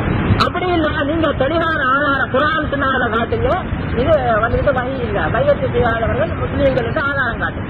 அப்படி இல்ல நான் இப்போ முபாஹலா வச்சுக் கொள்ளுவோம் இந்த நேரத்தில் இதோட முடிச்சு கொள்றது. அப்படி இல்லை நீங்க இந்த முபாஹலா பகிரங்கமா இந்தியாவில் வைக்கணுமா இருந்தா உடன்படிக்கை இப்போ நான் எத்தனை பேர் இந்தியாவுக்கு வரணும் நீங்க சொல்லுங்க. ஒரு ஆளா, 2 பேரா, 4 பேரா, 5 பேரா? ஒரு ஆள் தனிய பிரயாணம் செய்யலாம், ஹதீஸ்ல தடை வந்திருக்க, ரசூலை தடுத்திருக்கிறான், அதனால 2 பேர். அப்ப 2 பேருடைய மனைவி 4 பேர். இந்த 4 பேருக்கு பிள்ளைகள் எனக்கு சுமார் 4, அவளுக்கு 5, 9. 9 நாள 13 பேர். நீங்க டிக்கெட் ஸ்டார்ட் பண்ணுங்க, வாரம் இன்ஷா அல்லாஹ் தமிழ்நாட்டுல எந்த இடத்துல முபாஹலா வாங்க, நாங்க ஹக்ல இருக்கிற நிச்சயமா திரும்பி வருவோம். அப்படி நாங்க அசத்தியத்துல இருந்தா நாங்க அழிஞ்சு போயிருவோம். உங்களோட ஜெட்டு உலகத்துல பிரபலியமாயிரும், உங்களுடைய ஜெட்டு பிரபலியமாயிரும். வேலை செய்யுங்க, இந்த முஸ்லீம் ஜமாத் அழிஞ்சு போயிடும், அழியட்டும். அதனால இப்ப நியூட்ரஸ்ல வேலை இல்லை. இந்த 2ல ஒரு முடிவை நீங்க ஜெயலலிதா அவர்கள் எடுக்கணும். ஒண்ணு இங்கேயே முபாஹலா வச்சுக் கொள்வோம், அல்லது நீங்க காசு சாரத்துக்கு ஏற்பாடு செய்ய இந்தியாவில் வைப்போம். வந்துருச்சு அல்ஹம்துலில்லாஹ். ஆனா அதுக்கு முன்னாடி சில விஷயங்களை இது கொஞ்சம் கூட நேரம் லாஸ்டாக குடிக்கிறதுனால அவரை முடிச்சு கொடுற ரவுது வந்துட்டாங்களே, ஒரு 5 நிமிஷம் போனாலும் அது என்ன அடுத்த ரூபாய் கொடுத்துக்கலாமா? சரி, எடுத்து சொல்லிக்கிறேன். சரி, நான் 10 நிமிஷமே சொல்றேன், கொஞ்சம் இடத்துல சொல்லிக்கிறேன். அதாவதுங்க, இந்த சவுதியில இருந்து பைத்து சக்காத்துல இருந்து என்னமோ வருதுன்னா என்னமோ சொன்னாங்க. விஷயம் வந்து எனக்கும் உமரளிக்கலாம் புரியுதா? அன்சாரு சுன்னத்து முகமதியாவுக்கோ வேற வேற அமைப்புகளுக்கெல்லாம் பிரச்சனை கிடையாது. நானும் உமரளி ஒப்பந்தத்தில் நாங்கள் 2 பேரும் தான் இணைஞ்சிருக்கிறோம். ராமநாதபுரம் மாவட்டம் தொண்டியை சேர்ந்த உலக ஒப்பந்தம் தெளிவாக இருக்குது. என்னைய பொறுத்த வரைக்கும் மதீனாவுல இருந்தோ குவைத்துல இருந்தோ எந்த அரபு நாட்டில இருந்தோ எங்க இருந்து எனக்கு எந்த விதமான ஒரு பைசாவும் வர்றது கிடையாது. சரிங்களா? நான் மதீனாவுல போய் படித்தாலும் கிடையாது. அங்க இருந்து படிக்கிறவங்களை தான் அவங்க மபூசா ஏற்படுத்துவாங்க. நான் ஒரு தனிப்பட்ட ஒரு நபர், எனக்கு ஒரு சின்ன ஒரு பிரஸ் அச்சகம் வச்சிருக்கிறேன். அந்த அச்சகத்தின் மூலமாக எனக்கு உள்ள வருமானம் எனக்கு ஓடிக்கிட்டு இருக்கு. அதனால பணம் என்னமோ கொட்டி கிடக்கிற மாதிரியான ஒரு பேச்சுல அவங்க பேசுனதுக்காக நான் சொல்லிக்கிறேன். அவருடைய கதை தான் நம்ம கதை. சரி, அது இருந்துட்டு போகுது, அது தனி விஷயம், டாபிக் இல்ல. அடுத்தபடியாக இந்த வந்த இடத்துல முடிச்சுட்டு போலான்டாங்க. வந்த இடத்துல முடிக்க முடியாது. இந்த முபாஹலாவுடைய கருத்துல பாதி என்கிட்ட இல்ல, அபுனா இல்ல, அப்புறமேல நிசா இங்க இல்ல. இங்கே ஒரு கல்யாணம் பண்ணி புள்ள பெற்ற பிறகுதான் செய்யணும். அல்ல என்ன சொல்றாங்க, முபாஹலாவுக்கு உங்களுடைய பிள்ளைகளையும் உங்க பிள்ளைகளையும் உங்க மனைவி மக்களையும் நீங்க அழைங்க, எங்களுடைய பிள்ளைகளையும் எங்க மக்களையும் நாங்க அழைக்கிறோம். நான் நான் மட்டும் தனிப்பட்ட வராங்க எடுத்துட்டு இருக்கேன். இங்க வந்துட்டு முபாஹலா செஞ்சுட்டு போயிடலாம் தான், அழைச்சிட்டு வந்துருந்தேன்னு வைங்க, முடிச்சுட்டு போயிடலாம், ஒரு செகண்ட்ல முடிஞ்சு போயிடும், பிரச்சனையே கிடையாது. நான் போய் மனைவி மக்களை எல்லாம் அழைத்து கொண்டு வரணும் மாட்டேன். அதனால வந்த இடத்துல முடிக்கிறதுங்கிறது முடியாது. முபாஹலா நிறைவேற கருத்து பட்டாது, சரி அழைக்க மாட்டோம். அப்ப என்ன பண்றது? உமர் அலி அவர்கள் அங்க வருவதற்குரிய செலவை எனக்கு ஏற்றுக்கொள்ள முடியுமா? எனக்கு முடியாதுதான். அது சந்தேகம் இல்லை. ஆனாலும் இதை உண்மையை விளங்கிக் கொள்வதற்காக வேண்டி கொழும்புல உள்ள சகோதரர்கள் சீட்டு கொடுத்து அனுப்பியிருக்கிறாங்க. அதாவது இது அவங்க உமர் அலி அங்க வருவதற்குரிய செலவை, ஒரு குடும்பத்திற்குரிய செலவை நாங்கள் ஏற்றுக்கொள்வோம். உமர் அலியும் அவருடைய மனைவியும் அவருடைய மக்களும் இந்தியாவுக்கு வந்து திரும்பி வந்து அங்க இருக்கும்போது ஏற்படக்கூடிய செலவு வகைகள் ரிட்டர்ன் டிக்கெட்டோட அந்த செலவுகளை நாங்கள் ஏற்றுக்கொள்றோம். ஜமாத்தை சேர்ந்தவர்கள் ஏற்றிருக்கிறாங்க. அதனால உமர் அலி அவர்களும் நானும் தான் உபாலை செய்ய போறோம். நான் மனைவி மக்களோட வர்றேன், அவரும் மனைவி மக்களோட வரட்டும், இங்க இருந்து இந்தியாவுக்கு வரட்டும். இந்தியாவுல அவர் என்ன இடத்தை விரும்புறாரோ அதையும் தீர்மானிக்கிறது நம்ம கிட்ட கொடுத்தாலும் பிரச்சனை இல்லை, விவாதத்தான் பிரச்சனை. அல்லது அவரே ஒரு இடத்தை தீர்மானிக்கிறது சொன்னா கூட மதுரையிலையா, திருச்சியிலையா, மெட்ராஸ்லயா, தமிழகத்தினுடைய எந்த பகுதியில் அவர் சொன்னாலும் என்ன செய்வோம், அதுக்கு உள்ள ஏற்பாடு செய்வோம். அதை இன்ஷா அல்லாஹ் நம்முடைய சகோதரர்கள்ட்ட வலியுறுத்தி அந்த நிகழ்ச்சி நடக்கும் பொழுது உங்க நாட்டினுடைய தினசரிகள்ல விளம்பரம் வைக்க வேண்டிய பொறுப்பு இன்ஷா அல்லாஹ் நம்மளை சேர்ந்தது. அதை நினைக்கிறோம். மக்களுக்கு சொல்லணுங்கிறது தானே நீங்க விரும்புறீங்க. ஆனா அது வரைக்கும் இந்த இதா ஹக்கு அதான் பாத்துன்னு பேசவே கூடாது. என்னட்டா அல்லாட்ட பொறுப்பு ஒப்படைக்கிறோம். அது என்னன்னு வேணுமா இல்லையா, மறுபடியும் கண்டிக்க வரியா விவாதம், அந்த பேச்சு விவாதத்துக்கு விவாதங்கிற பேச்சை எடுத்தா அர்த்தமற்ற போக்குது. ஏன்னா விவாதம் பண்ணி ஒண்ணும் சரி வரலைங்கிற ஒரு லெவலுக்கு வந்தாச்சு. முபாகலாவோட பாத்துக்கிறோன்ற முடிவுக்கு வந்துட்டீங்க. மறுபடியும் இந்த முனாகராங்கிற பேச்சு வந்தால் முபாகலாவுக்கு போனதுக்கு என்ன இல்ல, பொருள் இல்ல. அக்குபாத்துல அந்த ஒரு நிபந்தனை நீங்க கடைபிடிக்கணுங்கிறது என்னுடைய அன்பான கோரிக்கை. அதுக்கு நீங்க மீறி பேசினாலும் பிரச்சனை இல்லை. அதுதான் நல்ல முறையா இருக்கும். அதான் ஒரு நல்ல முறை. 4வது தீர்ப்பு வர முடியல, அது உங்களுக்கு அதை இதோடு நிறுத்திக்கிறோம் நீங்களே சொல்லிக்கிட்டீங்க. அதனால முபாகலாவில் பாத்துக்கிறோங்கிறீங்க. அப்ப முபாகலான்றது இதுல இருந்து தாண்டி தான் அதுக்கு வர்றோம். மறுபடி கீழே இறங்கக்கூடாது, அது நல்லது இல்லை. அதனால அந்த போக்க நீங்க கடைபிடிங்க. இன்ஷா அல்லாஹ் முபாகலாக்குரிய ஒரு உமர் அலி அவர்களும் அவர்கள் தன்னுடைய மனைவி மக்களோடு வருவதற்குரிய செலவுகளுக்கான ஏற்பாடுகளை நம்ம என்ன செய்வோம், இன்ஷா அல்லாஹ் செய்வோம். அதற்கு முன்னாடி என்ன செய்வோம், கொழும்பு ஜமாத்து செய்வதாக வாக்களித்திருக்கிறாங்க. அதை கேட்டு நான் இங்கிருந்து இந்த நிமிஷத்தில் வேண்டியதில்லை, இந்த இலங்கையிலிருந்து நான் செல்வதற்கு முன்னால் அது சம்பந்தமான ஒரு ஒப்பந்தத்தை எழுதி கொண்டே நான் இங்கிருந்து இன்ஷா அல்லாஹ் செய்யறோம். தேதி, இடம், போக்குவரத்து, என்னைக்கு புறப்படுறது எல்லாம் எவ்வளவு ரூபா அவர் என்ன கேட்கணும் இல்லையா, இவங்களும் சொல்ல முடியாது. இலங்கை கொழும்புடைய ஜமாத்தை எல்லாம் கலந்து அதற்குரிய ஏற்பாடுகளை இன்ஷா அல்லாஹ்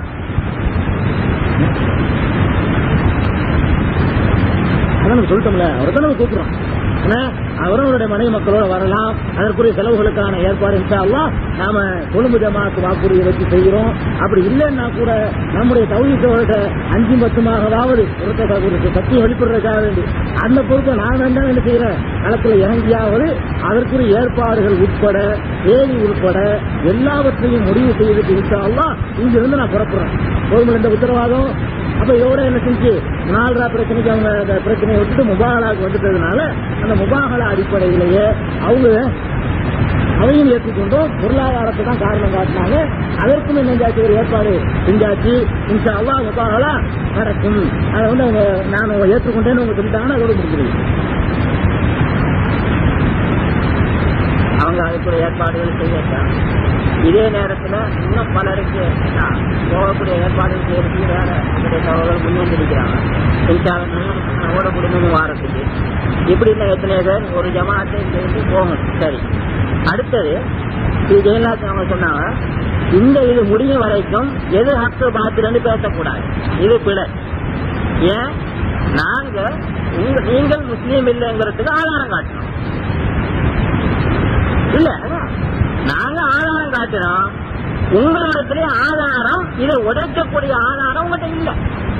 நீங்க குர்ஆன் சொன்னாலும் ஆதாரம் காட்ட இல்லை, எப்படி பையத்து செய்யாத முஸ்லீம். அதனாலதான் நாங்க உங்களை முபாகலாவுக்கு அழைக்கிறோம், நீங்க முபாகலாக்கு வாங்க.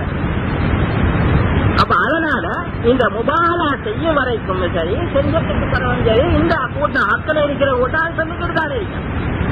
அதனால நாங்க தாவத்து செஞ்சுக்கிட்டு தான் இருக்கு. நீங்க அப்படின்ட்டு அந்த முபாகலாவுக்கு முந்தி, ஏன்னா ஒரு வேலை எப்படி இருக்கும், இப்ப பி ஜெயலலிதா இந்தியாவில் போய் பல குர்ஆன் ஹதீஸ்களை ஆராய்ச்சி செஞ்சு பார்க்கும்போது ஒரு வேலை இவங்க சொல்றது ஹக்கு தான் என்று இவங்களுக்கு வழங்குனா என்ன செய்வா, முபாகலாவை கேன்சல் பண்ணுவாங்களா இல்லையா? கேன்சல் பண்ண இடம் இருக்குது. ஆனா எங்க இடம் இருக்குதா, நாங்க ஹக்கில் இருக்கிற கடுகள ஒரு சந்தேகம் இல்ல, முபாகலாவுக்கு கூப்பிடுறோம் அவங்கள. அப்ப எங்க நாங்க ஆராய்ச்சி எடுத்துக்கொண்டு ஒண்ணு இல்ல, ஏன்னா அவங்க ஒரு ஆதாரம் வைக்கல, பையத்து செய்யாத முஸ்லீம்ங்கிறது. அப்படி வச்சா தானே எங்களுக்கு சந்தேகம் வரும். அப்ப எங்களுக்கு சந்தேகம் இல்ல. இப்ப இவங்க ஒரு வேலை வாபஸ் வாங்கலாம், தெளிவான ஆதாரங்கள் கிடைச்சா. இன்ஷாஅல்லாஹ் இரண்டாவது விஷயம். அதனால இப்ப அந்த முபாஹலா நடக்கும் வரைக்கும் நாங்கள் இந்த ஹக்கை சொல்லிக் கொண்டே இருப்போம். இந்த ஜெயலலிதா அவர்களும் அவர்களை சார்ந்தவர்களும் வழிகேட்டில் இருக்கிறார்கள் என்று சொல்லிக் கொண்டுதான் இருக்கும். இது யாருக்கும் தடுக்க. எப்ப நீங்க தடுக்கலாம்? நீங்க ஒரு சுண்ணாவை கொண்டு காட்டிடுங்க பையத்து செய்யாத முஸ்லீம், அது எங்க இடிக்குங்க ரெண்டாவது பிரச்சனை. காட்டிருங்க ஒரு இடத்துல அது சரி உண்மையை வகையா இல்லையான்னு பார்க்கிற ரெண்டாவது சத்தியம். இப்படி ஒண்ணு காட்டிருங்க பாப்பா. அதனால அந்த அவங்க சொன்னாங்க அப்படி நீங்க பேசக்கூடாது, அதே போல நாங்க பேசிக்கிட்டு தான் இருக்கோம். அதனால நீங்க போறதுக்கு முன்னால இந்த ஒப்பந்தத்தை நாங்க இன்ஷா அல்லாஹ் எழுதி கொள்றது உண்மையிலே இது நல்ல ஒரு முடிவுல வந்துருக்கு. கடைசியில இது உள்ளத்துல விட அல்லாஹ்வுக்கு தான் தெரியும் யாரு ஹக்கை தெளிவா தெரிஞ்சு கொண்டு மறைக்கிறாங்க, யாரு தெளிவான வழிகாட்டு இருக்கிறாங்கிறது அல்லாஹ் உள்ளத்தை பற்றி தெரியும். இப்போ அதனால அந்த முபாஹலாவுக்கு பிறகு இன்ஷா அல்லாஹ் ஒரு முடிவு வெளியா. அதனால நான் ஒரு திரும்ப ஒரு சுருக்கமா அவளுக்கு சொல்றேன். நல்லா இந்த குர்ஆன் ஹதீஸை ஆராய்ச்சிட்டேன், தெளிவா இதை பாருங்க. நீங்க என்ன நீங்க ஒரு இது வரைக்கும் ஒரு ஆதாரம் எங்களுக்கு காட்டுங்க.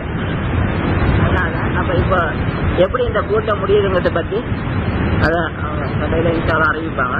அதனால நாங்க இந்த ஹக்கை சொல்லிக்கொண்டே இருப்போம்.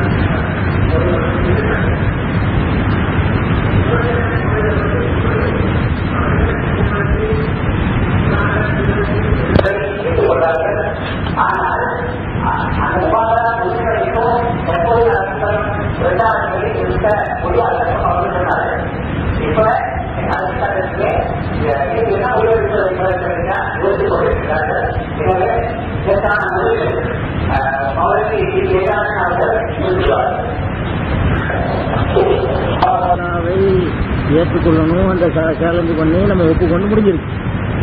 அதுக்கு பிறகு மறுபடி கீழே இறங்காம இருக்கிறது நல்லதுன்னு தான் சொன்ன. நம்ம என்ன கட்டுப்பாடு பண்ண முடியும்? ஒப்பந்தம் பண்ணி சபையில தான் ஒழுங்கு பண்ண முடியுமே தவிர பேசக்கூடாதுங்கிறது ஒரு கட்டுப்பாடை நான் சொல்லலாம். என் வாசகத்தை கேட்டா தெரியும் அழகா. எப்ப இந்த முனாதராண்டு சொல்லி அதை தாண்டி முபாலாவுக்கு போயிட்டோமோ மறுபடியும் அங்கிருந்து முனாதராண்டு இறங்கி வருவது நல்லது அல்ல, அதான் சரியானது என்று ஒரு கருத்தை நம்ம சொன்னோம். நாங்க சொல்லிக்கிட்டு தான் இருப்போம்னா சொல்லிக்கிட்டே இருங்க. ஆனா என்ன வரும், இன்னொரு முனாதராண்டு கூப்பிடுவீங்க, இன்னொருத்தன் எவனாச்சும் வருவான் முபாலாக்கு வரையாம்பீங்க. அப்ப என்ன முனாதரா கதை நடக்க போறது இல்லையா, மறுபடியும் முபாலா வரலாம் கேட்பீங்க. அப்புறம் முபாலா அப்பவும் முடிஞ்சு போயிடும். அடுத்த வாரம் போய் முனாதரா தயாரா விவாதத்துக்கு தயாராமீங்க. இன்னும் எவனாச்சும் வருவான், மலைச்சோழன் ஒருத்தன் வருவான், அவனோட முனாதரா பண்ணிட்டு இது சரி வராது முபாகலா தான் வழி. இப்படி ஒரே முபாகலாவுலயே காலத்தை ஓட்டுலாம் நினைச்சிட்டு இருக்கிறீங்களா? அதுக்குதான் நான் சொன்னேன் முபாகலா பண்ணியாச்சு. முனாதராக்குவான்னு கூப்பிடாது, பேசுங்க, உங்க நேரத்தை பேசுங்க. முனாதராக்குவான்னு கூப்பிட நியாயம் இல்லை. முனாதராக்கு கூப்பிட்டு தானுங்க நீங்க ஸ்டெப் இப்ப தாண்டி முபாகலான்னு வந்தீங்க. மறுபடியும் முனாதராக்குவான்னு கூட நியாயமாங்கிறத உங்க இதில் வச்சேன். அவரை இவரை விடாது கூப்பிட்ட வரல, அவர் இந்த பேச்சு நல்லது இல்லை. உங்க கருத்தை நீங்க பாட்டுக்கு நீங்க உங்க தரப்புல சொல்லிக்கிட்டு போறதுல எந்த ஒரு அர்த்தத்தையும் கிடையாது. விவாதத்தை நாங்களாண்டு அழைக்கிறது நியாயம் இல்லைன்னு தான் சொல்லணும். அதனால இதுல ஒரு பெரிய பிரச்சனை ஒன்றும் கிடையாது. அதுதானே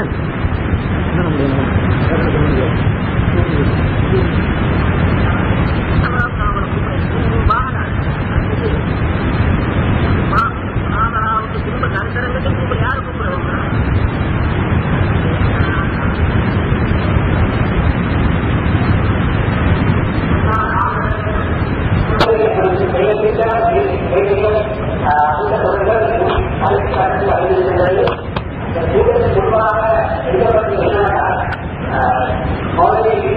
அவர்கள்